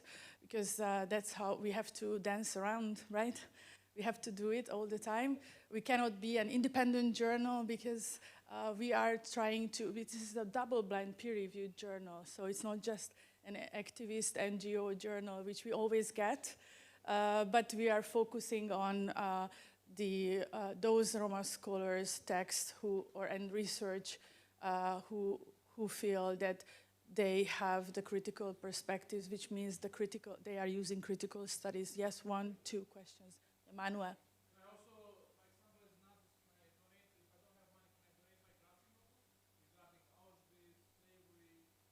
You mean could we publish it? I'm sure. Yes, right? I don't know. I mean, let's continue this conversation. I would love to. But it's always a team discussion, but I'm sure. Yeah. Yes. No, you were the second.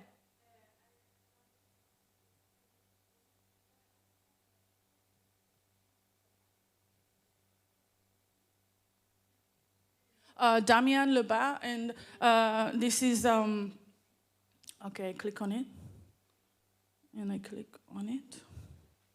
Wait. Yeah, I'm not a PC person anymore.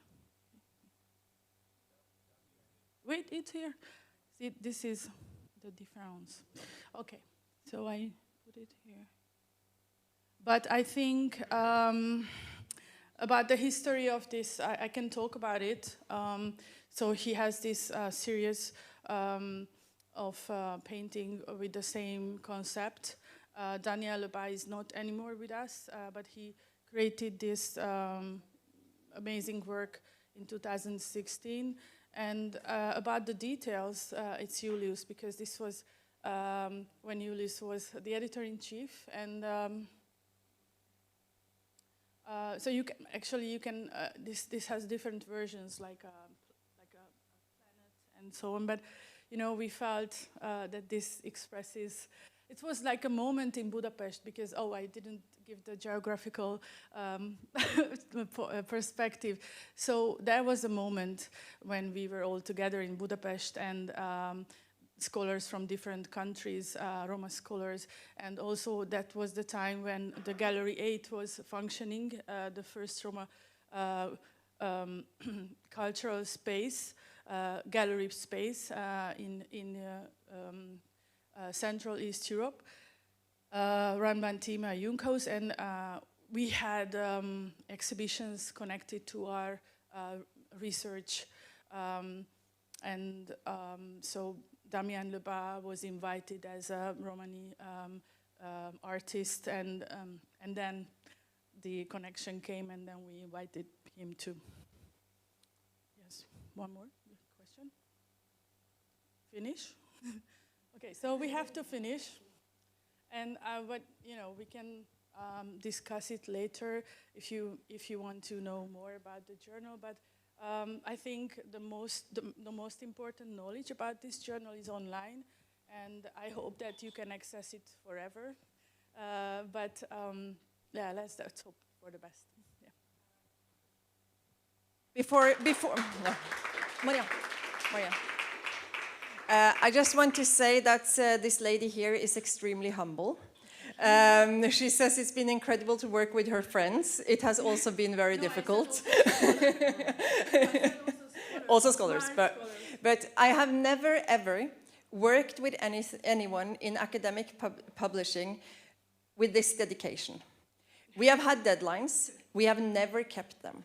And as she said, she has been sitting last night and this morning to finish things. So that is for this. It's incredible what you have done, Maria. Thank you. And we appreciate it a lot. Thank you so much. And that also goes to your team that you have been working with. Well, we are only a few, but we have an incredible co-editor. But I don't want to advertise him because, we want to work with him only.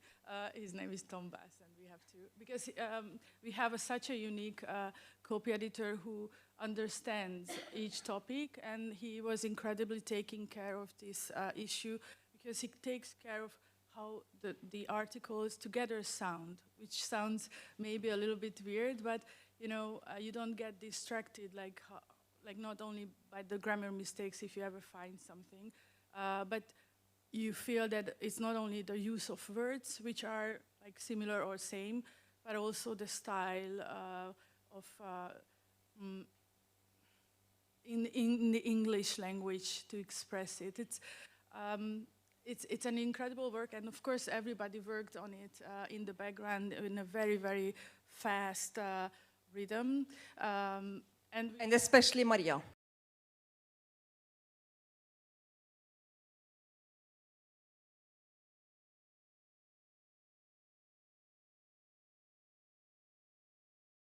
all the time in the last 2 months, but this happened. Yeah. So with that, thank you so much, Maria. I will not even go into the importance of the journal itself because it would take another half hour. And I want to leave 2 minutes for you to go and get yourself a cup of coffee before we have the education panel. So those of you speaking in the education panel, please come to the stage, and the rest of you, feel free to have a coffee.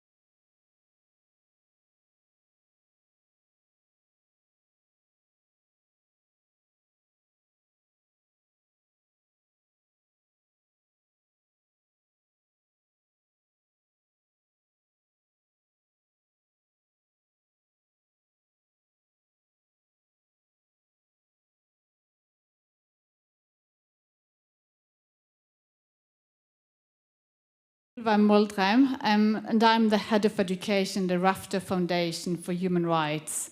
And that's the foundation, and I'm proud to say that we awarded the Rafter Prize to Professor Ian Hancock back in 1997. I have the honor, and I'm really glad that I was asked to lead this, to moderate this panel, and I have with me this brilliant panel.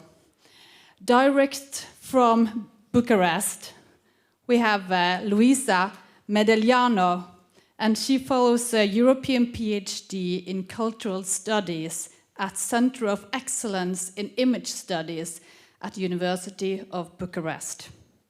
Her doctoral thesis treats the Roma image in Romanian soap operas, and she is also an educational expert for the Roma Education Fund.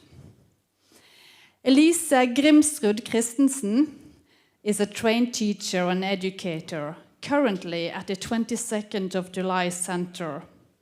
She has previously been the head of education at the Norwegian Center for Holocaust, where we are now, and has contributed to publications and teaching material about the genocide on Norwegian Roma. Peter Torak is the Chief Executive Officer of Compass Charity, which offers support, education, and opportunities that promote integration, mutual understanding, and social cohesion. In 2015, you were appointed the MBE Order, and that's as a part of being Roma yourself, you have this similarity with Ian Hancock. And I understand that it stands for the Member of the Most Excellent Order of the British Empire. That makes you almost royal, doesn't it? Close to royal. And we are going to talk about Roma history and education. And Luisa, you have recently published an article about Roma slavery presented in textbooks. So what have you found? What are your findings? Hi, can you hear me? Great, thank you very much. First of all, I would like to say that I'm really grateful and joyful to be here today, even if only online. And for me, it was a great privilege to publish this material about Roma slavery in Critical Romani Studies, which is a Roma journal, and there are not so many. So thank you so much for this opportunity. A bit about my article. So my article, it's called, in fact, Romani Slavery in Romanian History Textbooks Between Reparation and Coloniality of Knowledge. What I did, I examined to what extent the Romanian curriculum has been decolonized in the discipline of history, or in the contrary, it still preserves power structures as they are described in the colonial matrix of Mainolo. And Mainolo said that one of the four domains, it would be knowledge. And my question is, okay, the history textbooks, they maintain, in fact, the epistemology built by the colonialist. In Romania, we can speak in a way about internal colonialism when we speak about slavery. What I did, I investigated the portrait of Roma slavery in Romanian textbooks, all Romanian textbooks for history, like 4th grade, 8th grade, and 12th grade. There are studied Romanian history, and there are currently, these textbooks, they are currently in use. There are, in fact, 19 textbooks. This is the entire educational offer. Just I wanted to point out, so there are only 7 textbooks who discuss slavery, and in the other, in one textbook does not mention Roma at all, and the other 11, they make a few broader or brief reference to Roma. So as like a short conclusion, I would say that it's a dominant perspective. For example, they still use a pejorative term gypsies to designate Roma when they speak in the textbooks. Roma is synonym with gypsies. They use this term without any explanation. Another proof of dominant perspective is the lack of grammatical structures when the authors speaks about enslavement. Roma weren't been enslaved, but they became slaves. Their status one of slaves. They are mentioned as slaves. So here is preferred passive voice to avoid responsibility. The slavery is really minimized. For example, in one 4th grade textbooks, the authors explain the slave status as a legal protection. Owners this legal protection was offered to Roma in exchange for the payment of certain taxes. So it's about protection, not about exploitation. The complex history of slavery, it's still simplified. So we don't have stories, life experience, this kind of material text which can offer students the opportunity to connect emotionally and personally with their past. And when I say their past, I say a commune past. I mean, for Roma students and non-Roma students, because this past, in fact, belongs to both these categories and to entire society. Just shortly about the situation after the abolition. Unfortunately, after the abolition, the status of Roma as national minority in Romania is not specified. Roma personalities are not mentioned, nor information about civic movement of the Roma in their cultural richness, their contribution to the formation of Romanian state. Even the day of abolition of Roma slavery in the Romanian countries, 20 February, it's not mentioned. So unfortunately, during our contemporary period, I would say that the textbooks failing in build a sense of belonging for Roma students and create an inclusive space. Still, I mean, nobody feel like it's belong there. It's not an inclusive space, and still maintain, I would say, not decolonized history textbooks, unfortunately. And we can speak about history textbooks today as about inclusive spaces. Seems like a comprehensive and really, really important documentation you have done. And it seems like there is a lot of more work to renew these textbooks. Yeah, I will move on to Peter. You started your career as a police officer. What happened? Yes, I used to use my voice without the microphone. But yes, that's right. I served 11 years as a police officer.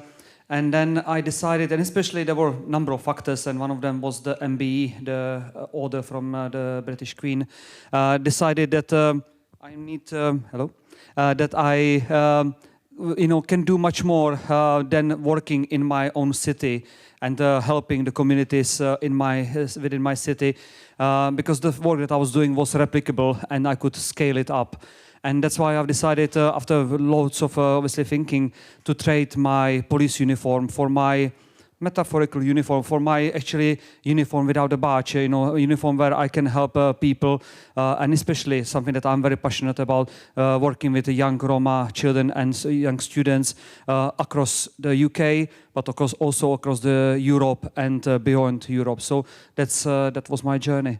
And currently, I'm the Chief Executive Officer of Compass Charity. I was running this charity, actually, or this organization, whilst being police officer, but then I needed more time to scale it up, so I left and became a CEO of this charity. And amongst loads of other things that we are doing, there are the two that I would like to highlight here that are linked to education. First of all, it's a body pen archive. And please, the name of the body pen archive would be for another discussion, because I know that the word body pen is different, has got different meaning in different dialects. But body pen, as we see it, is about pride and about education. And this archive has got currently 8 archives, and I'm very proud to say that we have got also archive or some of the archive of Professor Ian Hancock here.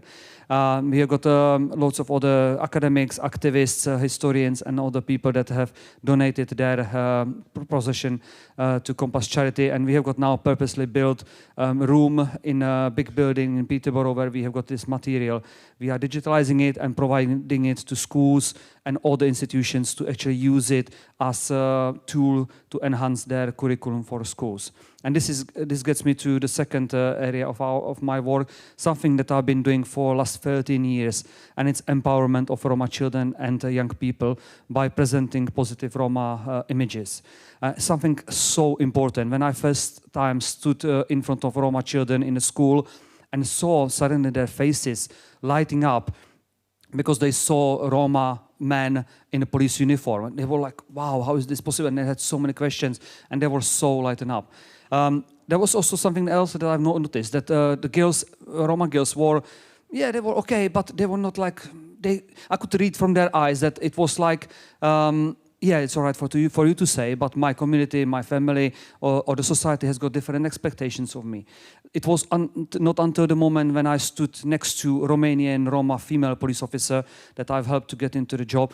Then the girls have lightened up and they started this, so wow, so is this possible even for me? I can achieve this as well. And this has led to something that has scaled up.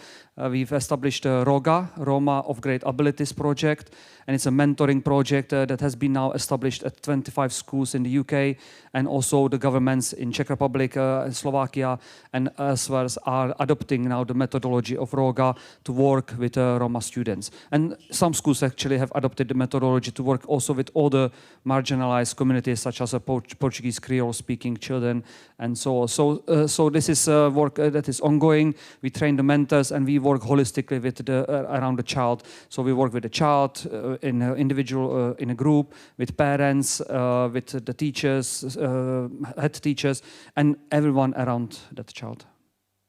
Thank you. And Elisa, what are the challenges we face in Norway when working for the inclusion of Roma history in education? Yes, so I just have to apologize in advance because I have a sore throat. So if I get into a coughing fit, I'll just, you know why. And so the challenges we've seen in the last 10 years, I've been working 10 years now in Holocaust education, and also trying to integrate the history of the Roma genocide in our work and what we do here at the center. A lot of our teaching material and our educational programs have centered a lot on educating both the majority population and also to sort of integrate the perspectives of minority groups. And when it comes to Norwegian Roma, we have focused a lot on the policies before, during, and after the Second World War.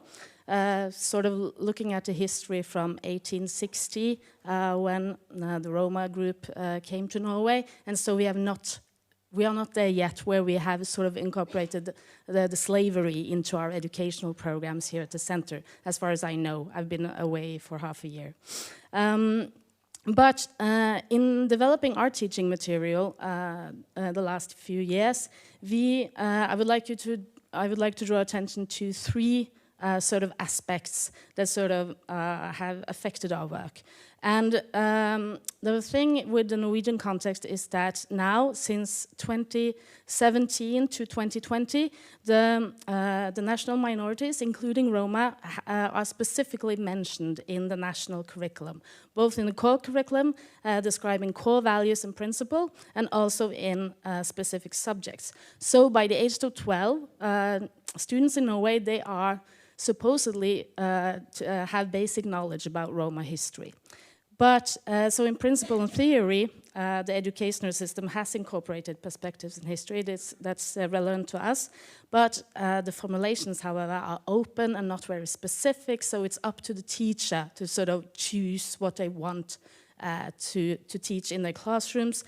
And that brings us to what is sort of the knowledge level in Norwegian society as a whole. And I can recognize what you have already been saying, and a lot of people here know this already from yesterday and from before, that of course this is the Roma history in Norway and in Europe is generally unknown. So, and this is our experience too. And it mirrors population surveys in Norway. And a survey from 2022 found that 80% of the Norwegian population have no or little knowledge about the Roma and their history. And in addition, the same survey found that 23% of the population disagrees with the statement, it is important that the Norwegian population learn about the history and culture of the Roma minority. So we have a huge challenge here. They don't know and they don't want to, there's a huge percentage that actually don't think it's important to know about this this history. And then, of course, what do they base their views and knowledge on, or the knowledge they think they have? Basically, what we meet in our educational programs and when we talk to teachers is that they base a lot of their assumptions on stereotypes, which you all have talked a lot about yesterday, I presume. And even it doesn't really matter if it's the romantic stereotypes that sort of enables you to think that, well, they are a free people, they don't have a need of a nation, they don't have a need of a right, they're out there just wandering around in Europe, or if it's the stereotype of the criminal, like these two stereotypes we often meet in our work here and with the work that we do with teachers. So these sort of this affects what sort of educational material that we make and what we promote and how we sort of train teachers. And we see that it's really important to meet with teachers and have seminars with teachers, even though we have a lot of students coming here as well, looking at the exhibition and so on and so forth. So we have some principles when we work and develop our material, and that is we have to raise awareness and knowledge. And we have to rehumanize the victims of Norwegian exclusion policies and genocide during the Second World War, and we have to deconstruct stereotypes. And so this is sort of the foundation for all our educational material and the work that we do here. The good news is that students and teachers in general, they are shocked that they don't know this. When they come here to this museum, or if we go out to schools and we teach about the history of Roma in Norway, they are surprised and like, why haven't I heard about this? I want to know more. But then again, on the other hand, the stereotype sort of gives them an explanation of why Roma have been persecuted and why they have sort of been marginalized up until today. And so we have to really work on how to deconstruct that internal. A lot of people use to explain to themselves why haven't the majority of society engaged more with this history and with this minority group. So our educational programs therefore have centered on specific individuals and their stories to focus on how they maneuver in an oppressing political and social system. And to do that, we use source materials from the archives to look at individual lives and sort of mirror it against the bigger developments in history. And I think that is a very good foundation because the students at least, and a lot of teachers also, they sort of feel extra responsible for this story when they have to start look at the sources and sort of piece together their own story about an individual. And it's also been really important to underline the names, the faces, and the voices of the people that we sort of present to our audience from the archives.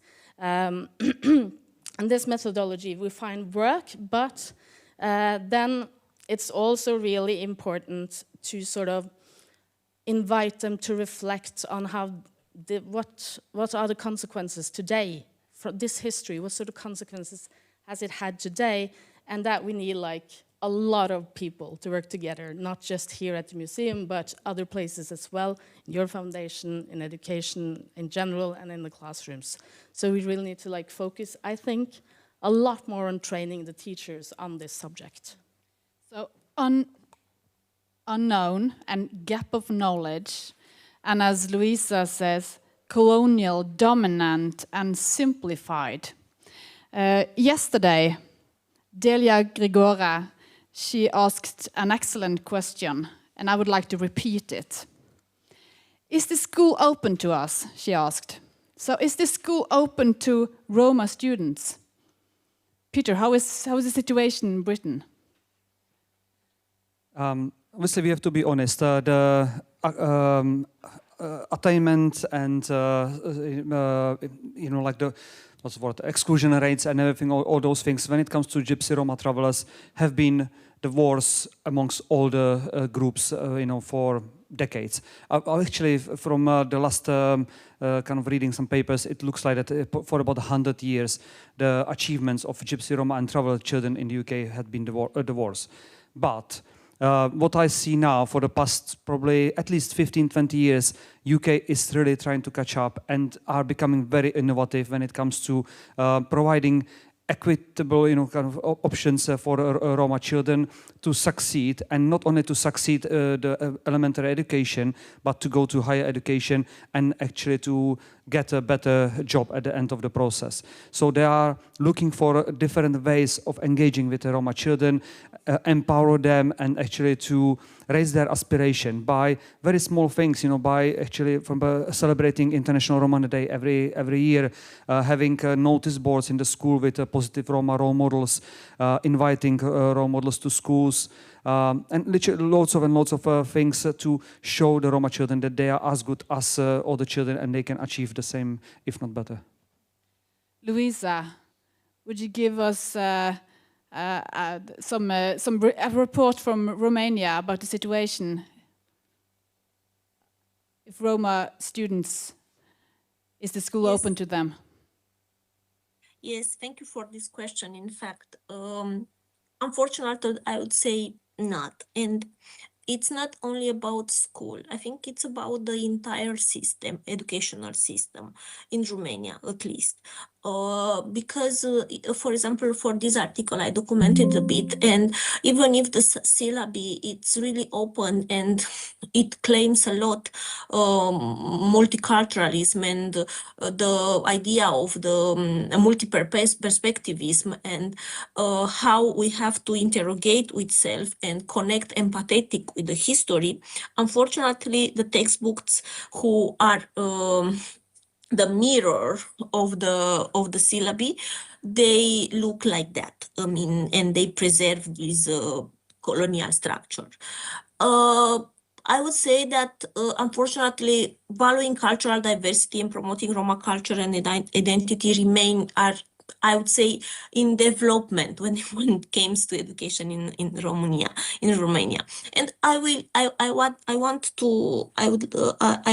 would like to give my example, because I came from a culturally assimilated family where the Romani language, it's no longer spoken. I learned Romani language at the university. So even if we didn't speak Romani, my family talked at home about the fact that we belonging to Roma ethnicity, my parents, my grandparents, but still they encouraged me to hide my identity in public at school. Because it was tough. Nobody knows about Roma almost anything, and this identity came with a lot of label. And when you are a child and your colleagues label you like Țigancă, this label came very powerful, and I came to hate my identity, in fact, because my identity from home, it wasn't aligned with the identity from school, because in school nobody spoke about Roma difference, for example, between Roma gypsies, no Roma personalities, no Roma, I don't know, International Romani Day, and if it's nothing about you in the public educational system, so you became stigmatized like a child and then like an adult. So yes, and just saying a bit how I mean, it's really important for Roma children to value their cultural background in the school environment, because like that they can build a healthy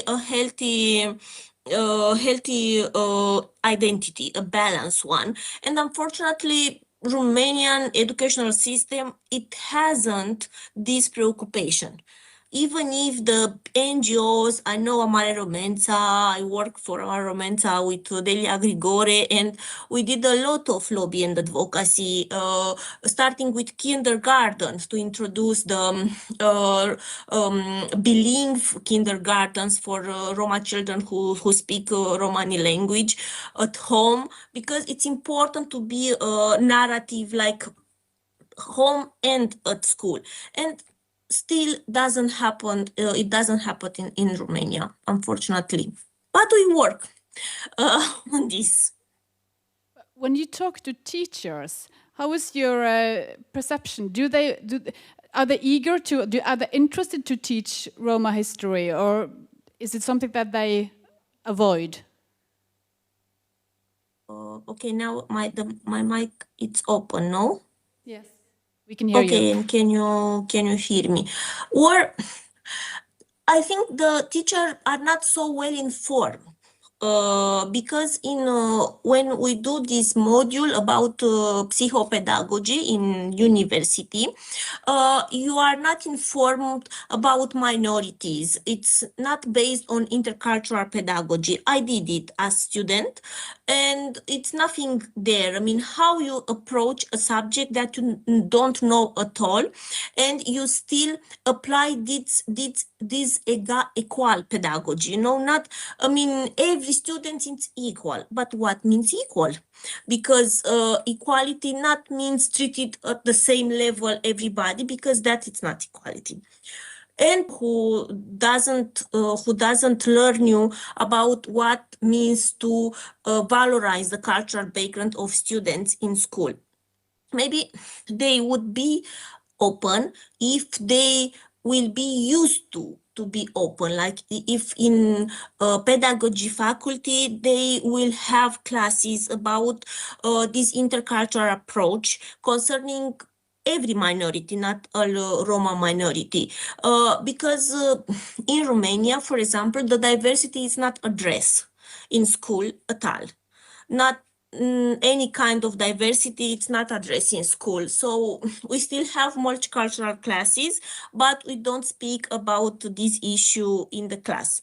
And it's a bit weird, but teachers are not used to see the diversity and address it, because in university they don't have this kind of classes, and it's really difficult to came as an NGO and do a lot of trainings with them and explain them that diversity is normal, and we have to address it as well concerning Roma people, and they are a bit afraid of parents, afraid about themselves if they don't are sure about information, about they don't know, I don't know, Roma literature, Roma story for stories, Romani stories for children in Romani. So it's really difficult to do a thing that it wasn't established in university. I think that it's a problem. And then Elisa, how do teachers respond to the material that you and your colleagues have developed? So, like I said before, a lot of people get like shocked when they don't know the history and they really are interested, and then they want to incorporate it in their teaching. But I think there are many problems that they face, but there are two main challenges, perhaps, in what I've seen. And that is time, of course. It takes time to sort of rewire your what you have already planned and what you have already, like how you've been teaching for a few years, and put this into your practice. And then also the idea of Nordic exceptionalism sort of becomes a really like hindrance that you have to overcome, because a lot of questions like we can have when we have teacher seminars is, for example, like, why wouldn't they assimilate themselves? And why didn't they just, like, there's always, like I said, mentioned before, there's like this, they have to go all these rounds with getting out of the victim-blaming explanation of what this group has experienced and what it's like to be Roma today. And I'm not Roma myself, so I wouldn't say that I know anything about that. And so it's so important to sort of bring into the training of the teachers, also like the meeting with people, and again giving a name, a face, and a voice, and an insight to a different life that's different from your own, to put it like simply. But in Norway, at least, I wouldn't speak for Sweden or Denmark, but I feel that there's a lot of the initial, like where we start is sort of like, well, everyone's like, Norway is the best country, everyone wants to be like a Norwegian, we've done everything right, and then you are faced with like, okay, there's a lot of problematic issues going on, and then you have the stereotypes that sort of back up your, but it is the other that's the problem. So you have this like the problematization of the group. And I don't think it's ill will for most people. They really need a lot of work to sort of get past these notions, to understand how we can teach. What kind of work? What do teachers and school needs to be able to teach and to include Roma history and students? What tools, knowledge, what is needed? I would say a combination of all those knowledge, but importantly understanding. That was something that where we started actually our project, is to do CPD, the continuous professional development of teachers, to actually, as my colleague said, to actually make them to understand, to help them to understand where Roma come from, what they had to go through, and why there are certain patterns, why parents don't tend to come to parental sessions, what is behind it, and understanding that when they were back in Czech Republic, Slovakia, and elsewhere, they were humiliated by the teachers in front of their children or in front of other teachers, and lots of those things that the teachers would not think about. So yeah, understanding, and then the resources are a very important part. Elisa? Yeah, I think that is very important, and also sort of like rewire our brains in what does resistance mean and what does agency mean, because you have a very specific picture of how the majority has sort of done resistance previously, and what are sort of the correct ways how to go about it, and then you don't recognize that preserving your language and maybe navigating the majority, and perhaps sometimes trick them and sometimes do other things, that is resistance, and just like give new meaning to all of these terms that we use when we teach history, and sort of look at history from different perspectives that we're not used to. So we need materials that sort of enables that in a way. Yeah. Louisa, would you like to add something? Yes, I will add something about what teachers need.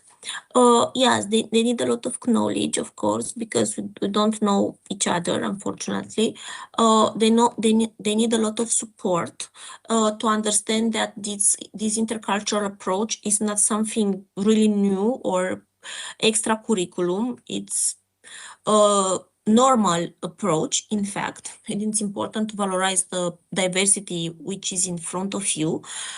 And I will give a short example. I mean, what we did at foundation recently. It's really recent. For that, I would like to give this example. So we did a guide.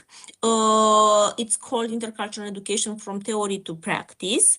It's for primary school teachers and for kindergarten. And what just we wanted to do, it's include examples of learning activities aimed to developing behavior, like intercultural behavior for teachers, but outline in primary school curricula, because I think it's really important to not being extra, you know.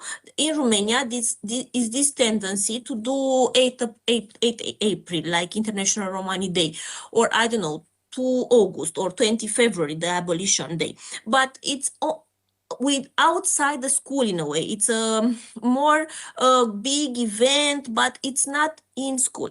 And what I think it's important to understand as teachers, we can approach Romani culture and Romani history in the textbooks, in the syllabi, not besides syllabi. And just we try to do with this guide, and the activities focus especially on Roma culture dimension, of course, because it's significant, this correlation between the level of ethnic self-esteem and children's schools performance.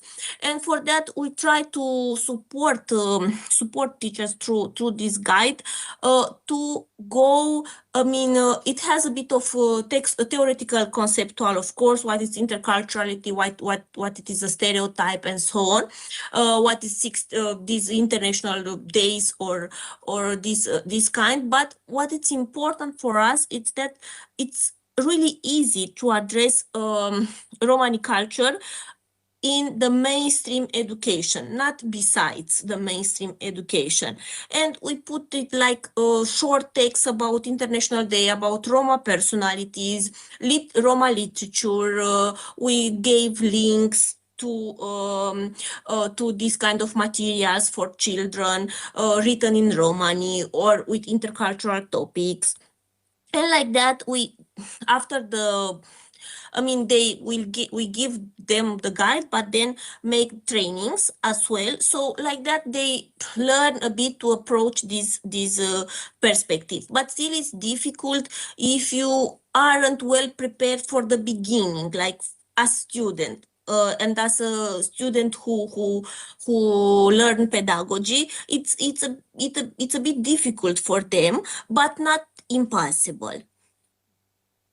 Yes, Peter. If I may also, there was actually one more thing that I'm thinking that is necessary for this to work. And unfortunately, it comes again back to what we've been discussing the last 2 days, and it's legislation.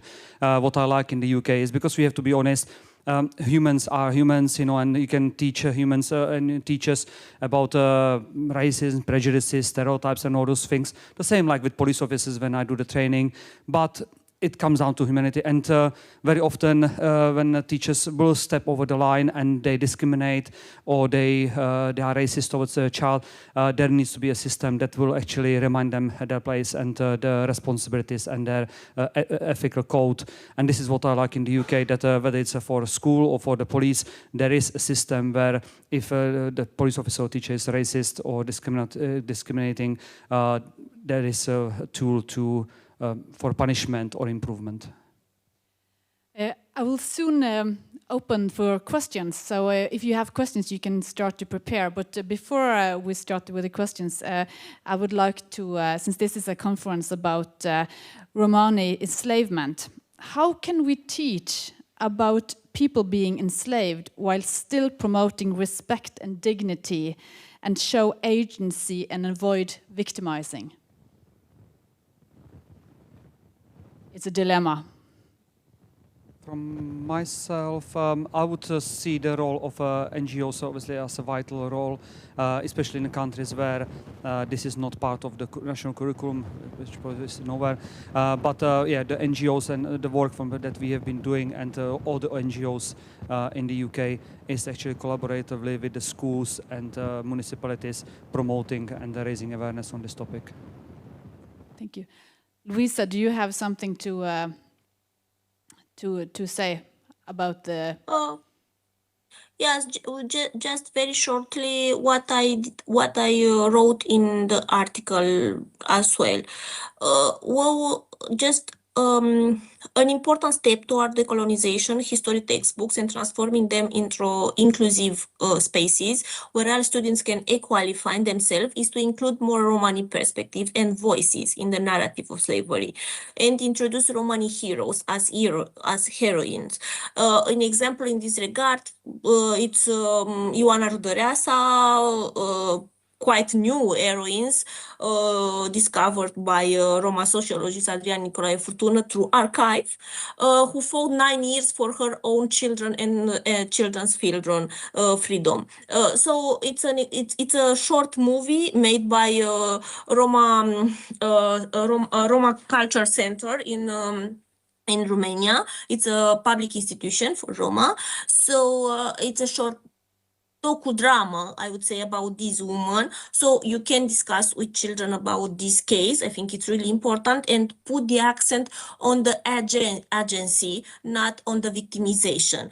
And yes, I know it's a sensitive topic, this balance between victimization and agency, but I believe that it's important to name things. I mean, to name, okay, it was enslavement, it was a period about exploitation, persecution, and so on. There are people who fought for their freedom, who had agency.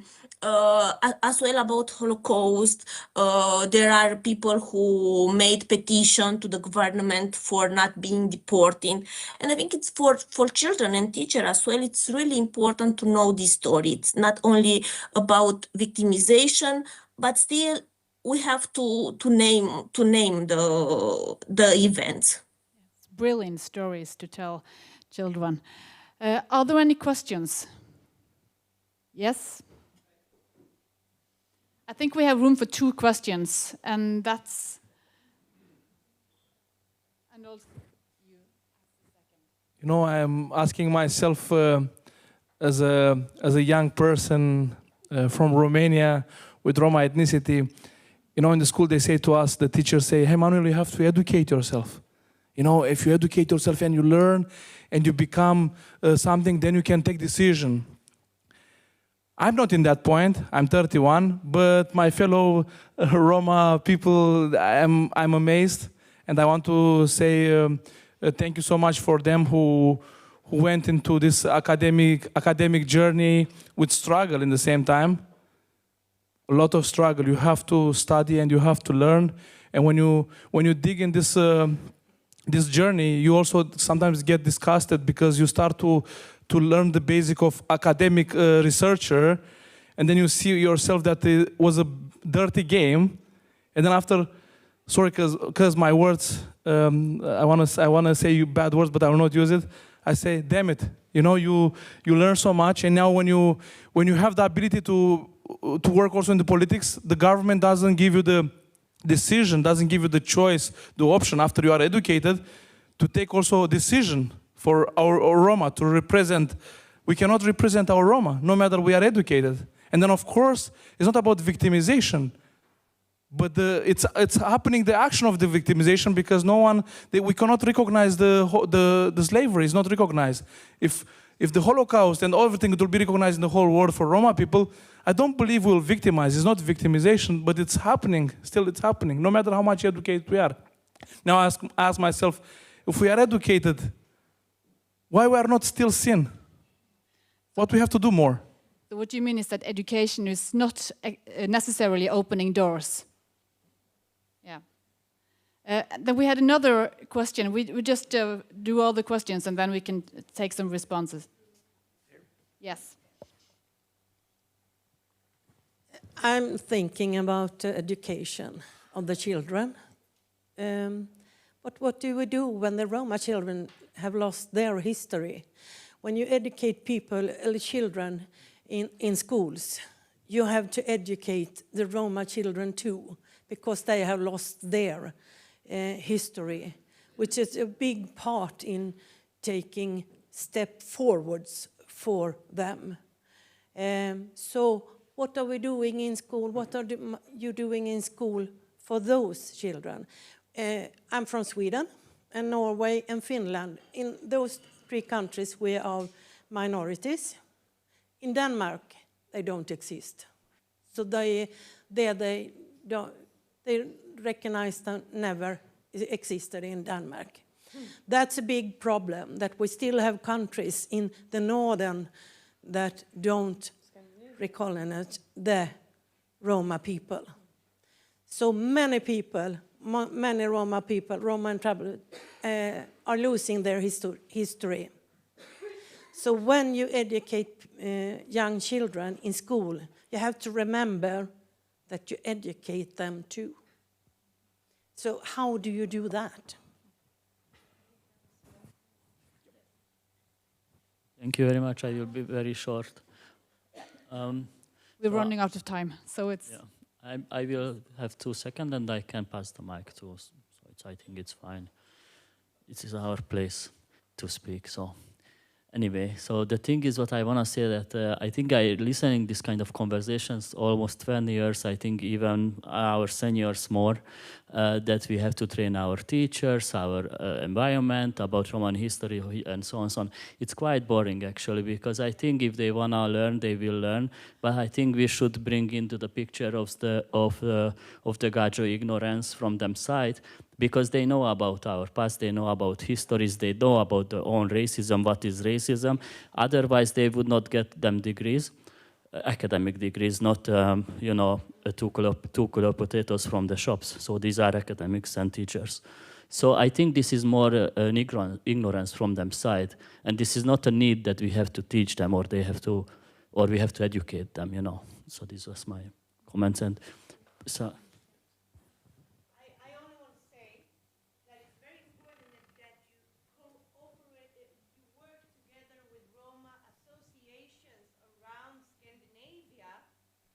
Them to come out and give the education to your school systems and really knock them on the fingers with them, because they knocked our parents on the fingers in schools when they were allowed to go there for 3 days. So please, I don't like the word integration. I think it's very ugly. Co-live, not integration. It's like very.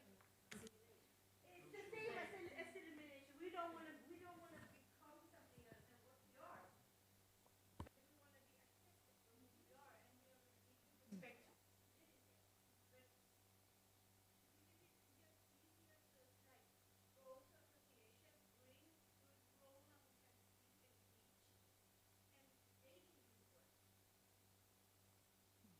We need to be very brief in our responses. So who would like? Elisa?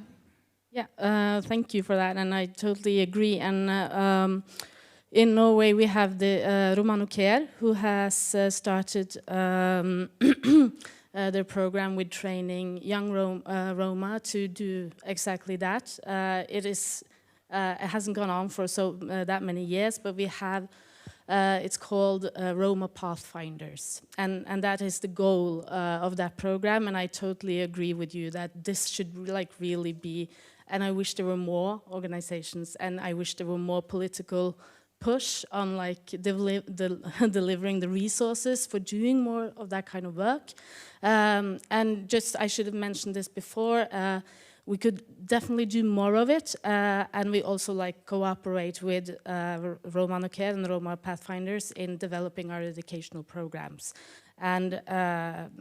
And also I know that there are municipalities in Norway who sort of reach out and try to incorporate these organizations in their work as well, but far from enough people do that. So thank you for that reminder. Anyone else that would like to respond? Peter, Louisa? Louise? So I would like to have some answers, but I will let Peter firstly if you want, and then I can answer round by round. Yeah, I would just obviously quickly just say that it is for me.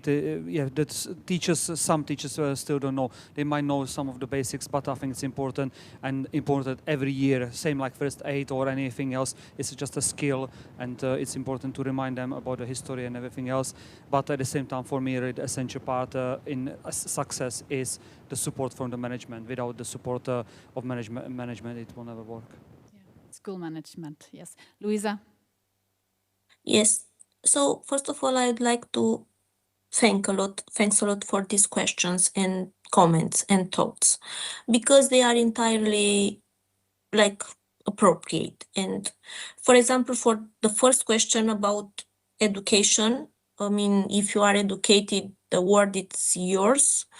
I ask myself the same question sometimes, you know, and my thought it's like, you know, we still speak here in this panel and in our work about how we make that this education belongs to Roma as well.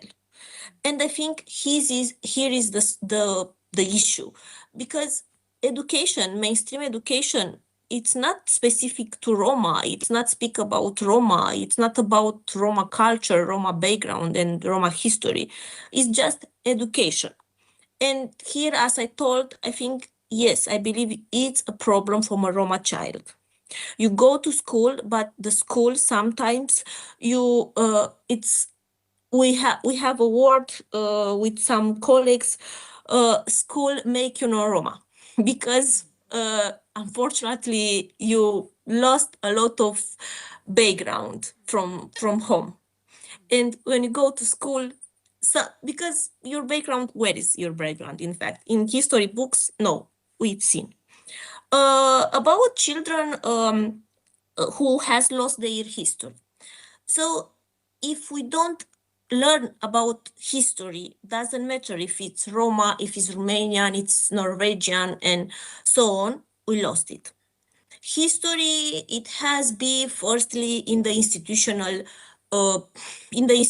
like museums, schools, I don't know, universities, and so on.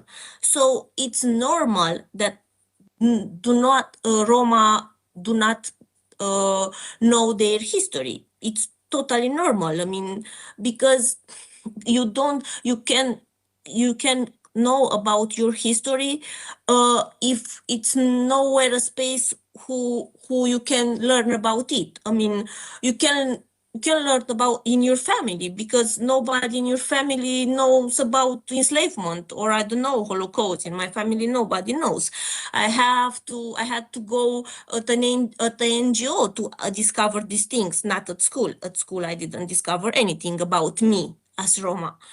So it's normal to not have. And just a bit, because the third question, it was really important for me. If I understand correctly, so the non-Roma teachers, maybe they don't know, but they don't want to know, if I understand correctly. And I totally agree. A part of the teachers, or I don't know, maybe they know, maybe they don't know, and it's boring, yes, to still approach these issues, because I think it's an issue about power relation, and about how you in what measure you are open to give your space and share your space with the others, in this case Roma, who were marginalized from centuries. So, okay, if you aren't, still Roma fight for this space, because we do that in these conferences and in our academic work, in our NGOs work, and so on. So yes, it's important to working together, but still share the space. And still we don't share the space. I mean, Magda Matake speaks about reparation. So reparation means share space. In history books, we have to share space in order to belongs. I mean, the history textbooks belongs Roma and non-Roma in the same measure. So yes, it's very, very much about power relations still, and it's very much about this decolonizing thinking for Roma and for non-Roma, firstly, yes, but as well for Roma, because they were marginalized from centuries, and it's really difficult to think in this context how you feel represented, or if you are represented or you aren't. So yes, I wanted, sorry, because I had this space, but I think it's important to be honest with us. Thank you so much, Louisa. I know that there are people in this room that needs to catch a flight, so we need to be really, really brief now at the end. But I know that Ian Hankin would like to say something, and I would leave the last... Maybe we should round up then, and then... I have a very quick comment, and I can save the longer ones when... Please. My turn. Integrate, you don't like the word integration. It's not such a bad word as assimilation. At least integration, you still retain your identity. Assimilation is, it's a kind of genocide in a way, a cultural genocide, if you assimilate to the larger population. That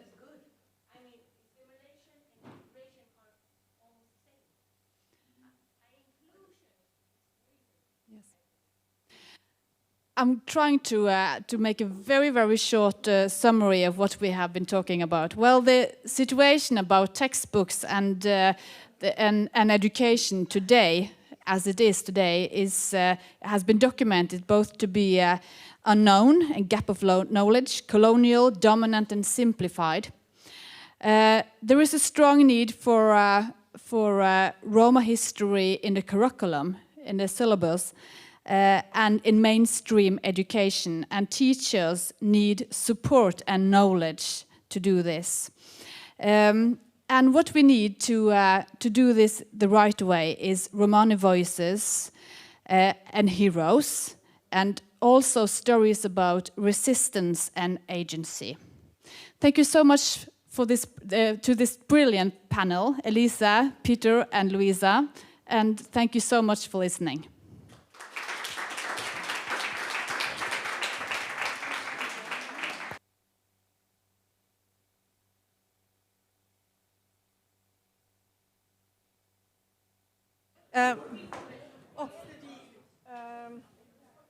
Men jeg må snakke. Kan ikke... So there is coffee and some fruit at the back, but we will have to move directly into the final panel with Agnes Lakatos and Ian Hancock. So please be very brief. Grab your coffee and a piece of fruit and come back to your seat.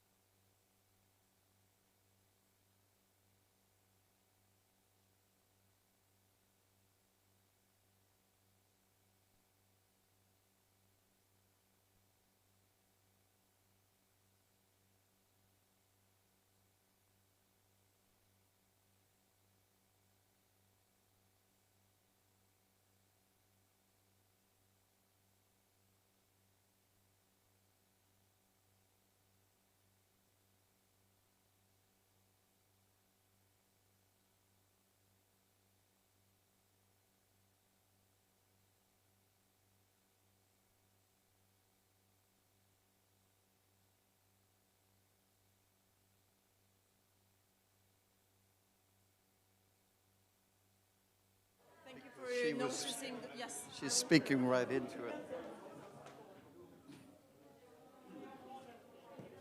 Just keep it pretty close to your mouth when you speak. Yes. Yeah. Perfect. And keep the mic pretty close. So if you lower it like down here, it's not going to work. Yeah. Do you it's like that. Do you have an antiseptic spray? I'm not sure. Because Yes, the I young know. lady had a sort of... I know. I'll see if I can find that. I think I do.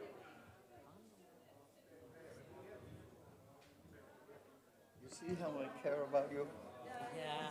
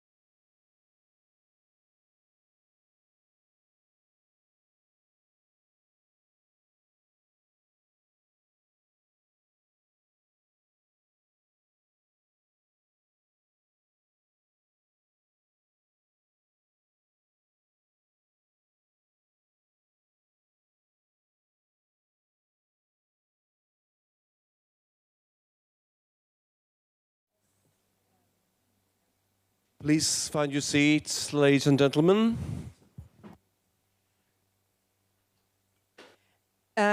It is a great privilege to welcome you now to our very last panel at this conference.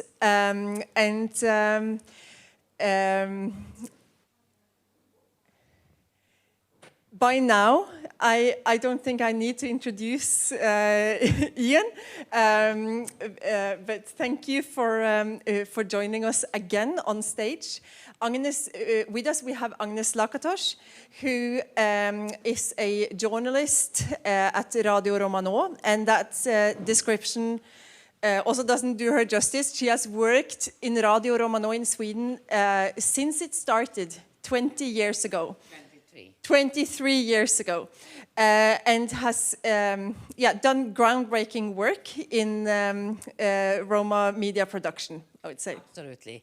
But Radio Romano, we have to say it's public service on the Swedish radio, Sveriges Radio. So it's not only a Roma programs, even a bigger one.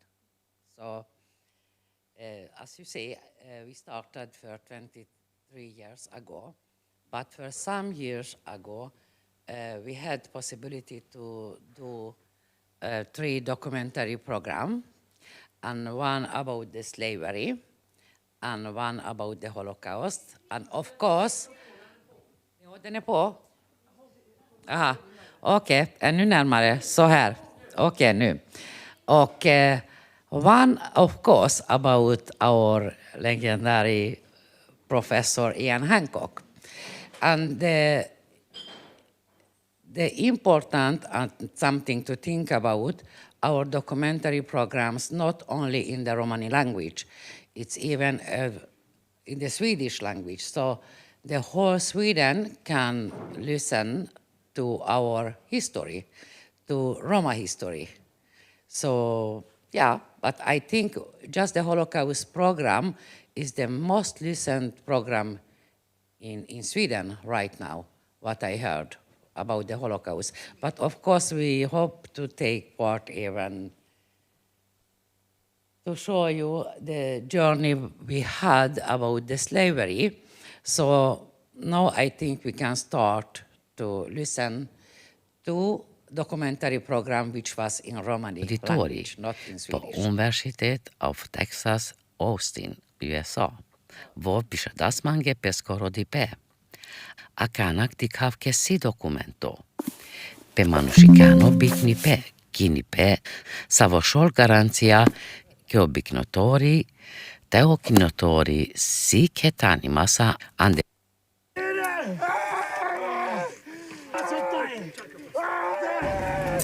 A kanak mai seriösno, lemmate rodappalai informacija. Tajžani pe pa Slavia. Iskrindem kao Ian Hancock, consirom tai roditori, po Universitet of Texas, Austin, USA. Vo pišadas mange peskoro di pe. A kanak di kavke si dokumento. Pe manušikano bitni pe, kini pe, savošol garancija ke obiknotori, te okinotori si ketani masa andepengo šefto. Slavia Colil, șaisi cadoceacio, atunci sosta janel pe cade țera pa caderig ande Europa ki historia. Te la mai bud curke kerav research, so mai bud janav, so mai bud ci hatyara mamisto. In the area where I was born, there were many former boyars and also many churches and monasteries. I always, question what happened in this village, what is our story. Andugav kai voi barila sopre sa Slavia kerai sarle boiara, kangera, capolni. Tai voi mindig de las pe gindo sostar la ki familia sas cade ciorimasa. Meglegaje sas parvale. Who are we? what is the story of this family and why are we so poor when the gods around us are not? So eventually Sikedas pekei Margareta matake nepos saslavos kes templi. Andelen gelila, ke laki familia sas chorima sas andakodo, ke laki familia avelas andes slavos ko nepo. Tai kerde iva buti avrenge, opralle shel tai shel bersha. But 500 years we built monasteries, churches. We contributed wealth to white Romanians. Cado si strano penel voi, che penel perché le rom si bibuciara, lota, cicamente kerem buci. And many Gage would say about us that Roma are lazy. But if you look at my ancestors and the ancestors of many other Roma people in Romania, you will see that they are all working. For 500 years, they never accumulated any wealth. Muretai avrenge njamura kernas buti intrego vreme te la panše la bež, bikodoke te šajro den barvalipe. Amen najvilja jes. Tai inke si preamende ostemplo sar bibutiarna lota Rom. I think we have to rewrite and also be part of the Roma history in Europe with the Roma. Maria Dimitru trairtai si roditori ando England. Voi si romni anda Romania tai pener che voi mindic hatiarlas pe sarteluni manușnic canassas ketane lega agența, bicodo che te janel sostar. Adies hatiarer che cadosi ketane cudo la Slavia sa, che laki familia sa slavi. And I think internalizing all this stigma and feeling so low self-esteem sometimes, it comes from the slavery because we were slaves and we didn't receive our justice, and nowadays people still treat us as second-class people, you know? Duito klasos ke manusha. Slavi savla nastuma butjako krafto denaslen kote visa presento, Penel o Marius Turda, professori ando Oxford Universiteto, pe oras biologiska ideer. I mean, you have to think of slave as not only as labor, but also as gifts. So this work between princes, they also work vertically. Marius Turda Penel le Slavi andai Wallachia tai Moldavia sasle temeske, sar kraj vai princoske, kangerake rajenge, bojarenge. Kereske Slavi sasle bojarenge, lensas o mai paro trajo Penel vov. They had a very different relationship with the person because as the owner, you could, they sexually abused the Roma women.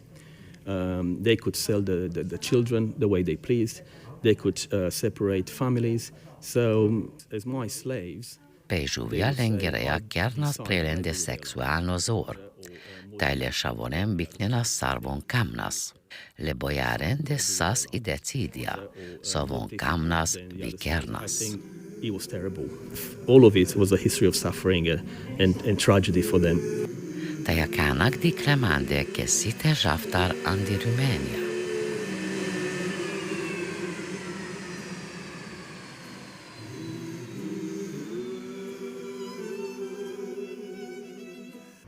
Ja, hei Carmen. Ta vezi bactalia bestele vorbino mența. Okay. Come on. Di capa tretura pa Slavia ke lila, kvito pokinipe, tai biknipe, kado dukal, ošil žal premande perdal, sarti kafkado. Roma slavery in Wallachia, you see here. So.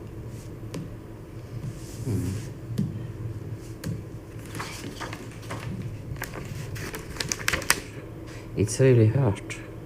Oroditori Adrian Fortuna consip palaurodipe nai potan, deleski asistenska nora kostake sikote, tai pener sarvo nakle andeando archivo, savo sas pandado te la lungo vreme.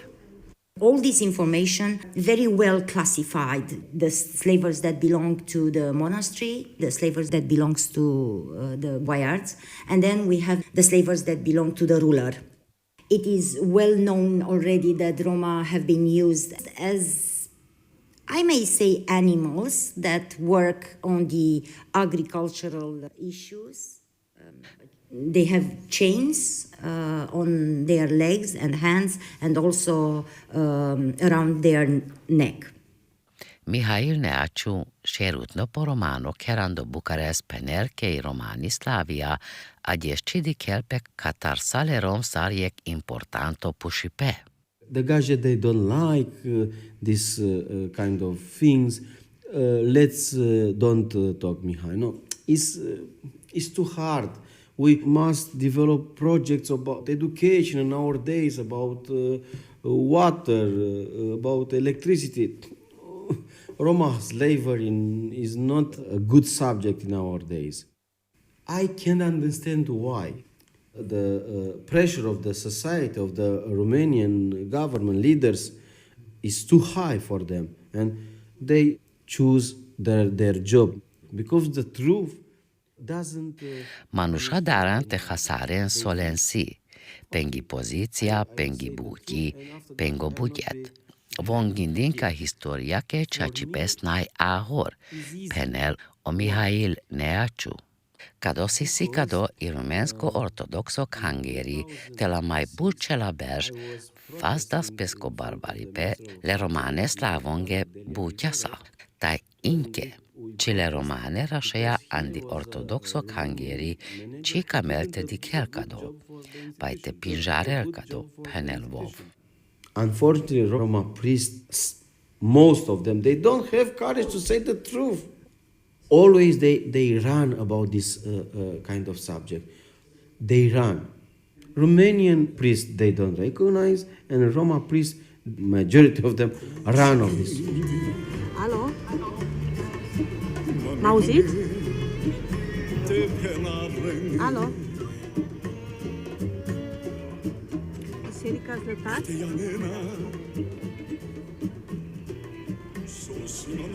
Spune-mi, doamnă, ce doriți, că e slujbă. E slujbă. Am vrut să știu dacă ați primit... Lem decidia te kerav intervju pa Slavia varikasa konsifre tredare antirumensk ortodoxo kangeri, tai Carmen Karel. Angle ciresas. Jastarando Purano foroando Bukarest te shaira kav ekcini kangeri. Zlatara kangeri. Saviginadam che saspazdinik katarle romane slavi. Lungo vreme rodem. Jag vet inte om jag är på rätt väg. Litteratura. De jokvarsa i parnik hangeri tortiol anglama. Pesche somna cune cu polonța.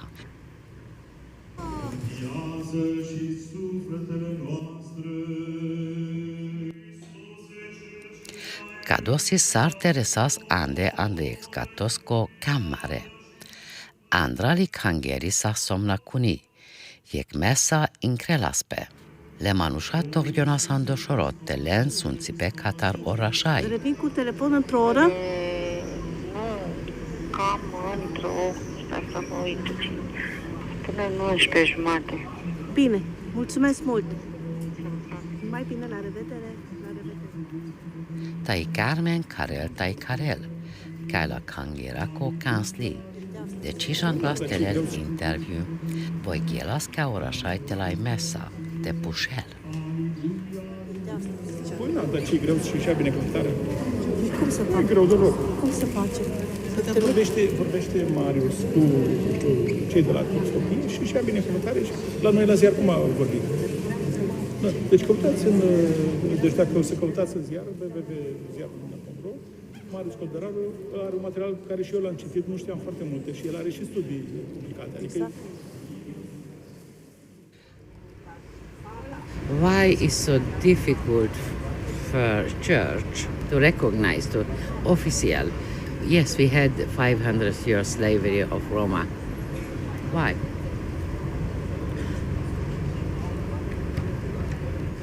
Nu este deloc greu. N-ai ceea masa parol.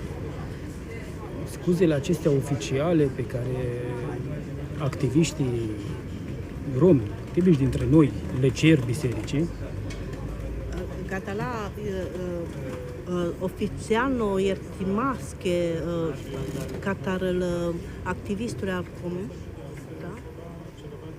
Pušavso stari kangeri čipinžarer oficialno Islavia tajte mangel ertečia katarle rom. Vo pener ke kado pušipesi paro. Tajkele Romania ke aktivistura či hatjaren o kompleksiteto ande kado. Jek dopas časo keravle sa intervju de vorba palpare čilav so šaj hatjarav. Marangas temeske, te palakodo othem dasle sar presento, sar donația kangerake. Da. Va, cadia trubul te cadiares, da, va. Kangeri pale das pe gindo, no me cadalema nușenke chiar mișto. În acel context. Hatjara mančore staj brigaki. Some saste trair perdal. Te some šundem kate ando Bukarest. Me kamavla historia ki fakta te lel pe angle. Le romengi panšela beršengi Slavia. Ta ver jek šerv klarig ande Europa ke historia. Jek historia savi sako Europa ko manuš site žanel te šaj hatjarel pe amaro samhelle adjes. Te la muro paluno djes lem jek tipso. Kadosi Katari Margareta Makate, roditori pa o Harvard. Voi bishavel mange dromesko tele iskeripe kajekcini džis precis avralo Bukarest, Mogošaj. Savosas je krajesko, adjesi džis si puterdile manušenge. Koteke pe kadothan šaj trail pe perdal Islavia pe paši rik. Metai Carmen kotetradam. Reading here, this domnitor, Constantin Plâncoveanu, has 4 boys, and for which, for everyone, has given to him a lot of things, diamonds, silver, including Roma, Țigan. Gizurales nasu, ci kamau te mai la mango, gizurales, ci mai kamau te ma pace. Bek ma, Jesus, I can't hear that, Agnes. Ja, and here is in the program, and my friend Carmen, who she's journalist in Romania, she helped me to go to the church, and she feel really bad, she cry. But if I am honest, I felt really bad too. So I want to go from Mogošaj. It's nothing I want to see. It's nothing I want to hear. And even if I am journalist, so I believe moved, and it was really hurting. I think the most difficult work I do during the 23 years, it was about the Roma slavery. Not even about the Holocaust hurt me so much because I grew up with that, with my grandmother when she talked about the Holocaust. But you know, the slavery, it's something, okay, you heard about, but nothing you let to come close to myself. So it was really hurting. But what I mean, even if it's hurt, so we have to know about that. Because when we know and we let us to feel, to hurt, we can even, after a time, understand and move on. And every one of us, Roma, we have to know about our own history to could understand the day today, why we are there where we are, and absolutely the young people, our children. But I have to ask you, Professor Hancock, what do you think about that?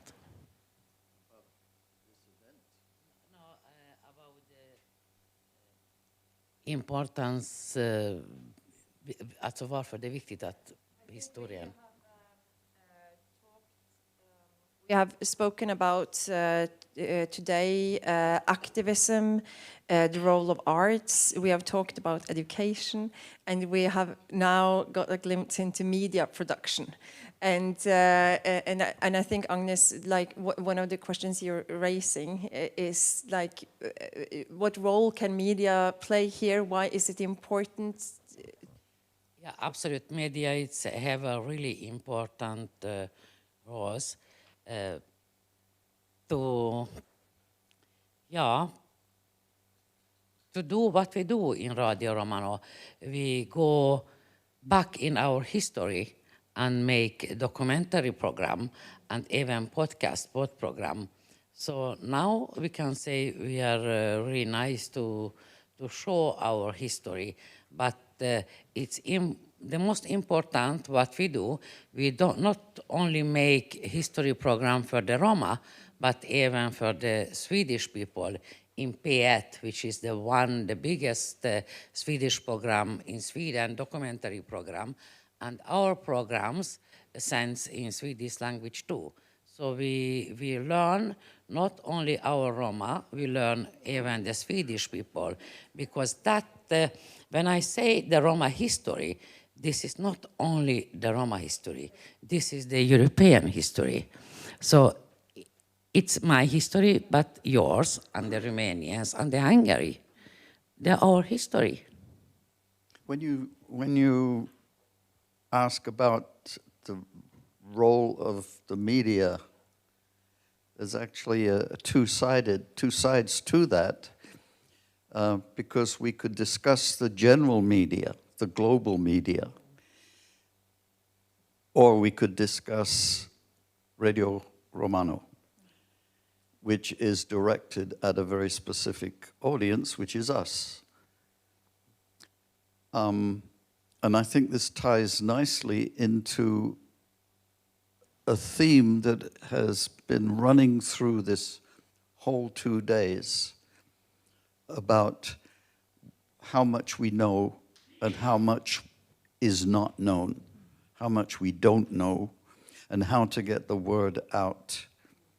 And so this conference has certainly, it's done the job for both populations, really. For everybody who's here, we have all learned something new about us, for ourselves, and education for us is something I have just been working for forever and ever. But equally important is education about us for the non-Romani population, because we are fighting, and this has come up as well from various presenters.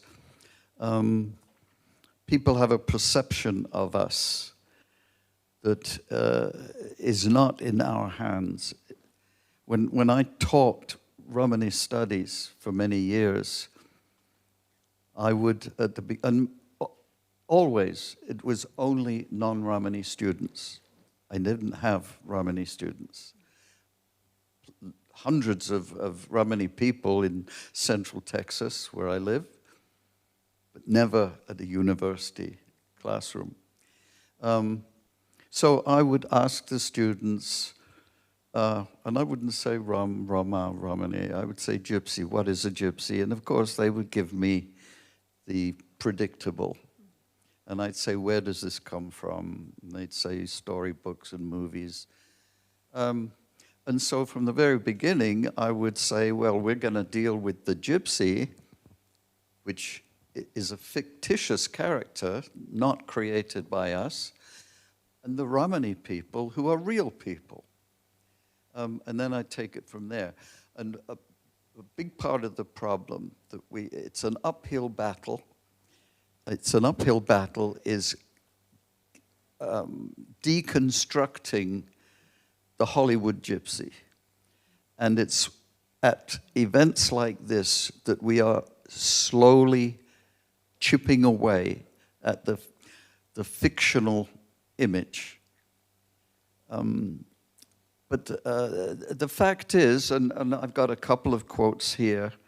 One of them from just a short while ago was the percentage of people polled who were simply not interested in knowing anything in school anywhere about who we are and what our history is.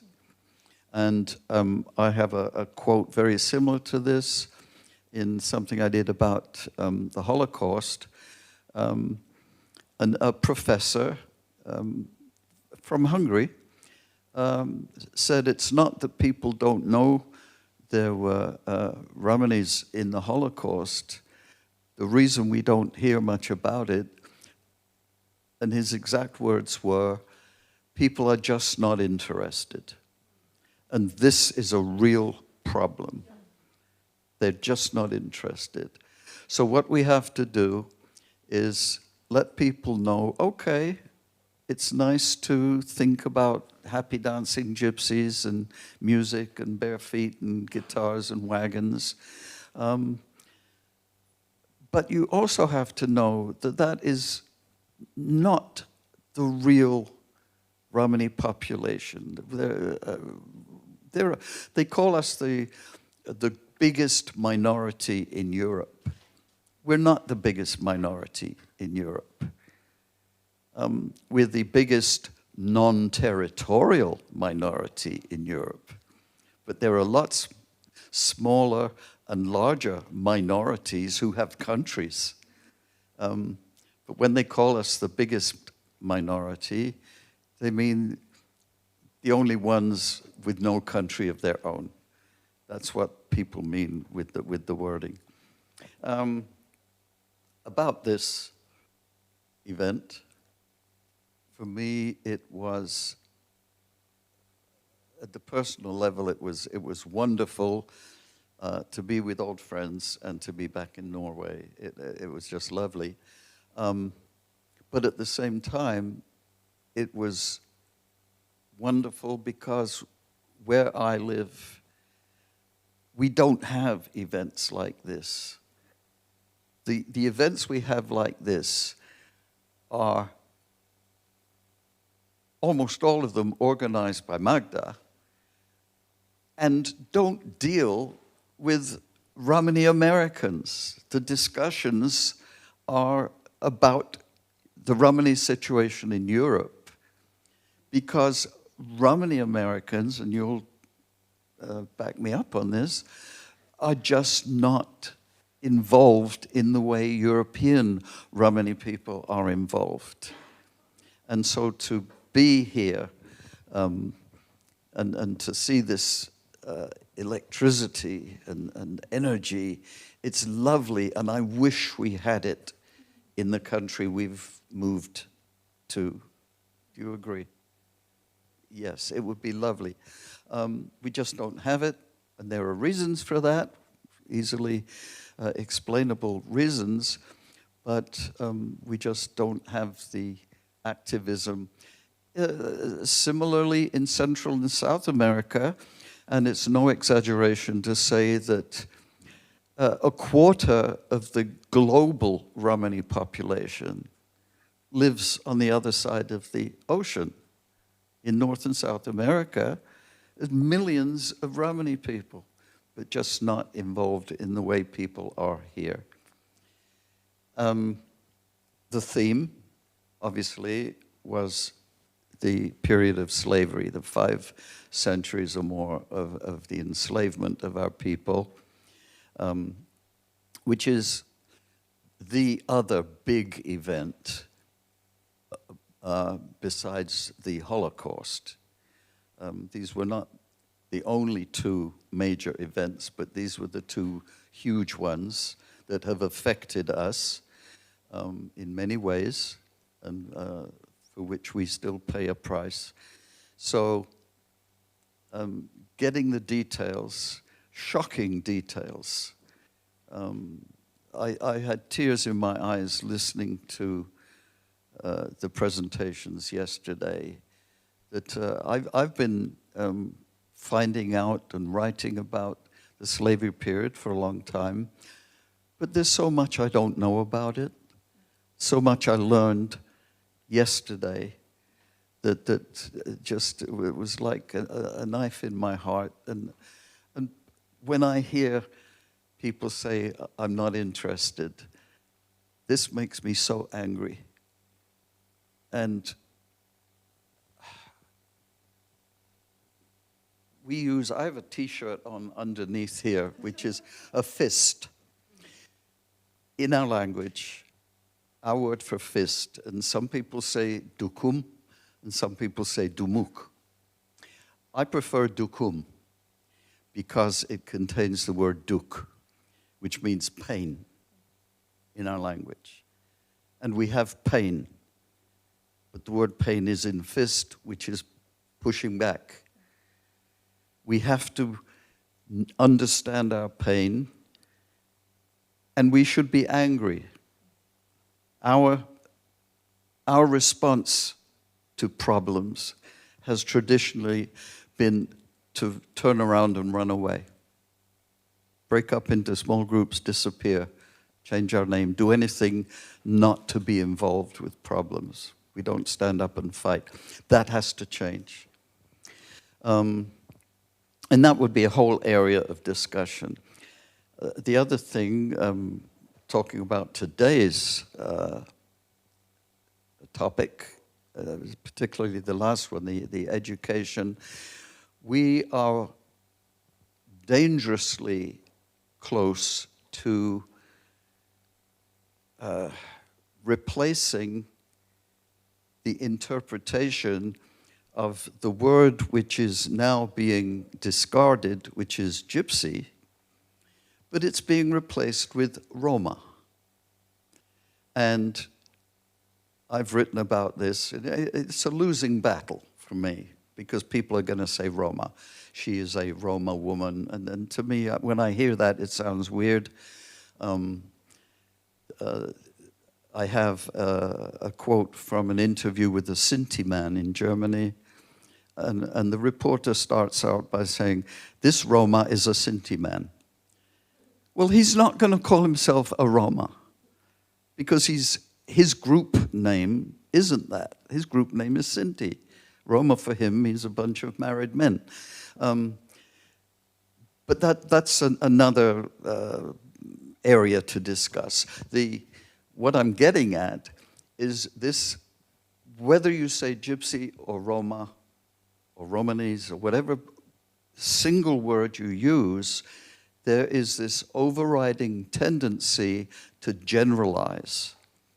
And I can tell you, I know it's true here, and it's certainly true in America.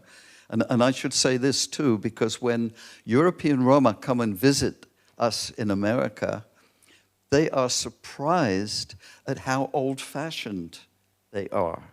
When Nikolai Georgi came and stayed with some of the Nichols in New Jersey, and he said, boy, they talk like my grandparents.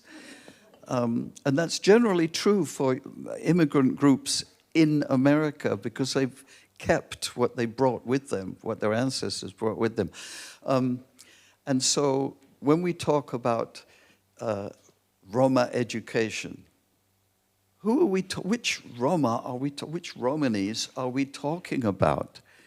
Because there are certainly plenty of Romani American parents who would never dream to send their kids to school. They might send them for a little while they're small, just to learn reading and writing and basic stuff like that. But once you hit puberty, you don't belong in that environment. It's marime. There's all kinds of reasons, cultural reasons. What do you do about those gypsies, those Roma? Because one thing doesn't fit every single group.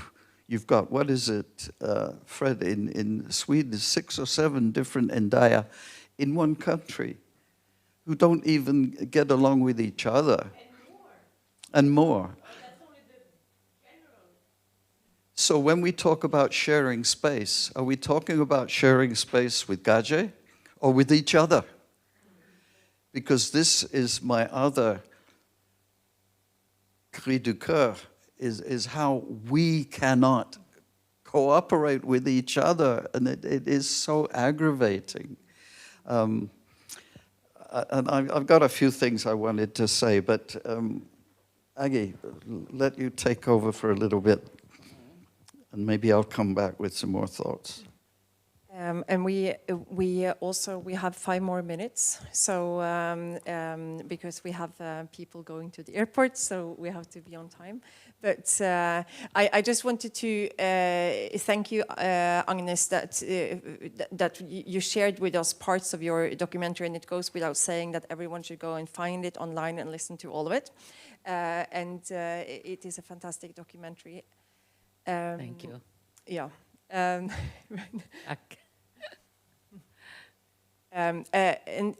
what I wanted to ask you was about what motivated you, but also how it felt for you to do it. These are big questions, so it's a bit too much. But this, and also how you see the future of communicating, because you know the media world very well, and where do we go from here?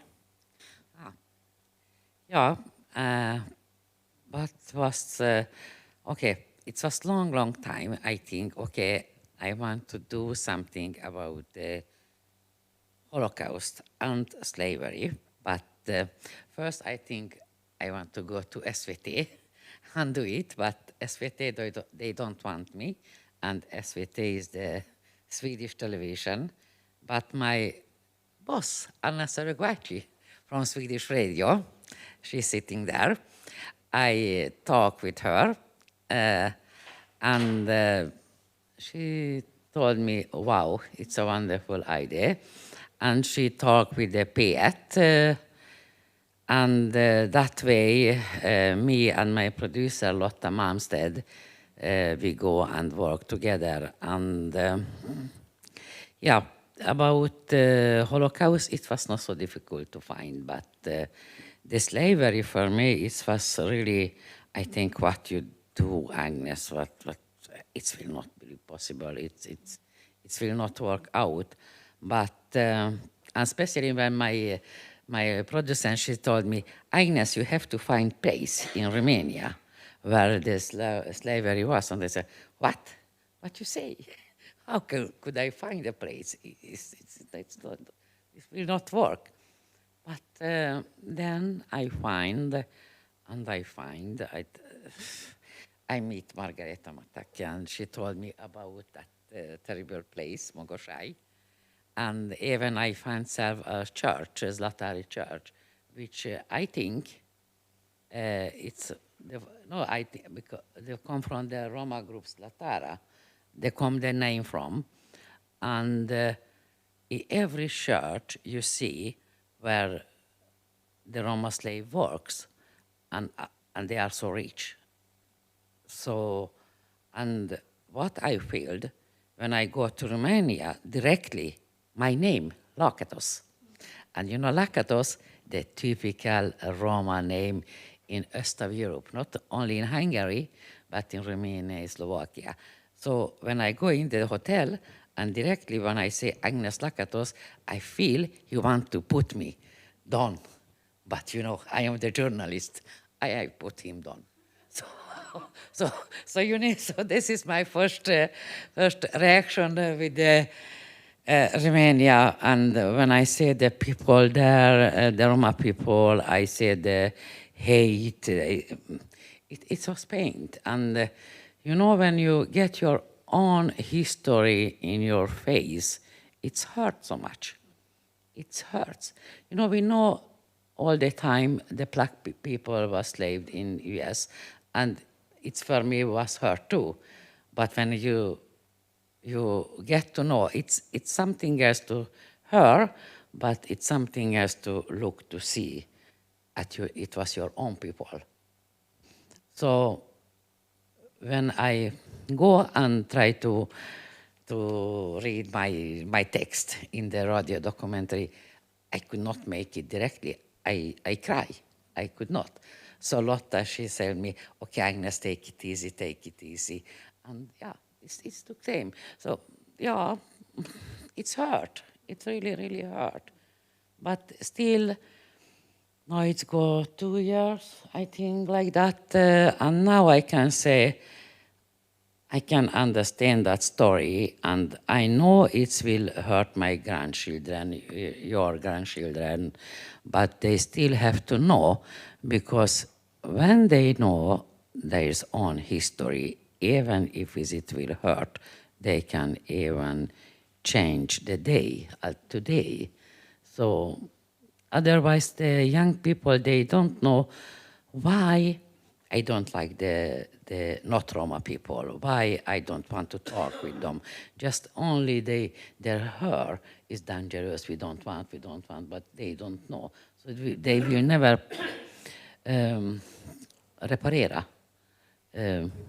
repair, yeah. So, yeah, they do någonting,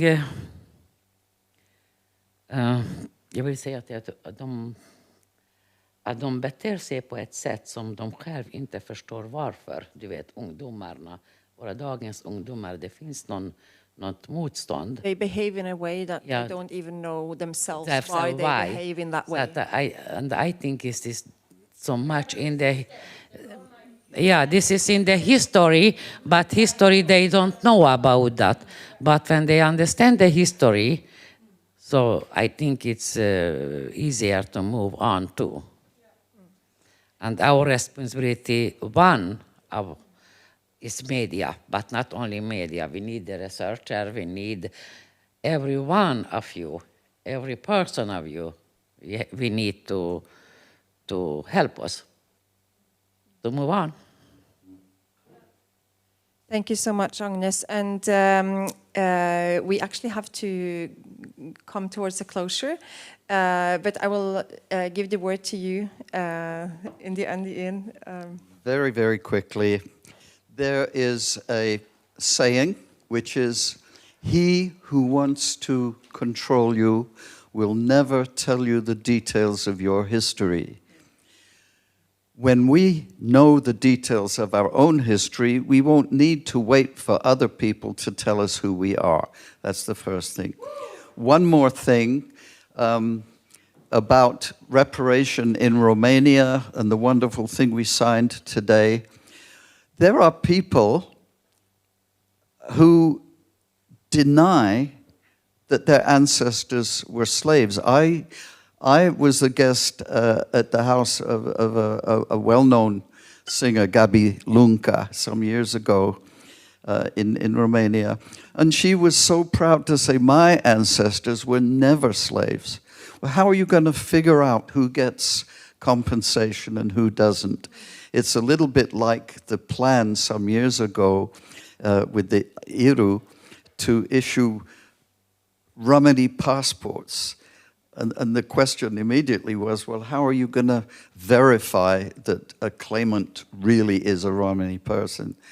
So this event, this wonderful conference, has raised more questions than it answered, which is great. That's exactly what we want.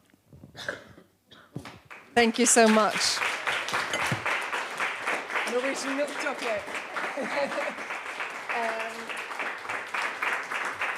Thank you.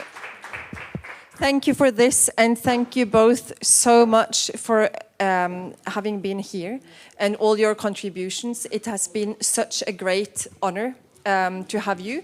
And we are coming towards the end, so I would like to ask Delia Grigoria, Magda Matake, and Maria Dumitru to come and join me on stage. Because... No.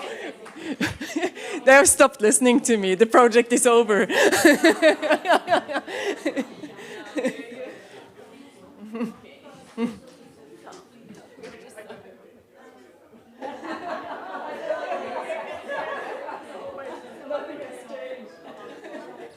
I just want you to know that this is the team that have been working in preparing this conference. And carried out the research project and worked with a special issue and everything that has been presented for you. But we have also made an exhibition, and in the exhibition we had with us Emanuel Barrica, so please come to the stage. And now, applaud!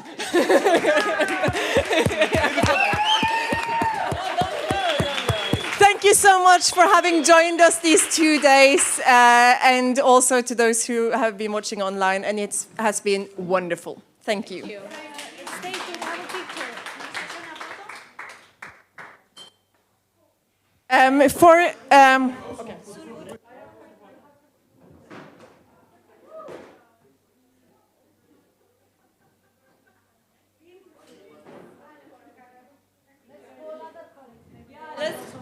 We want some more people. All speakers to the stage.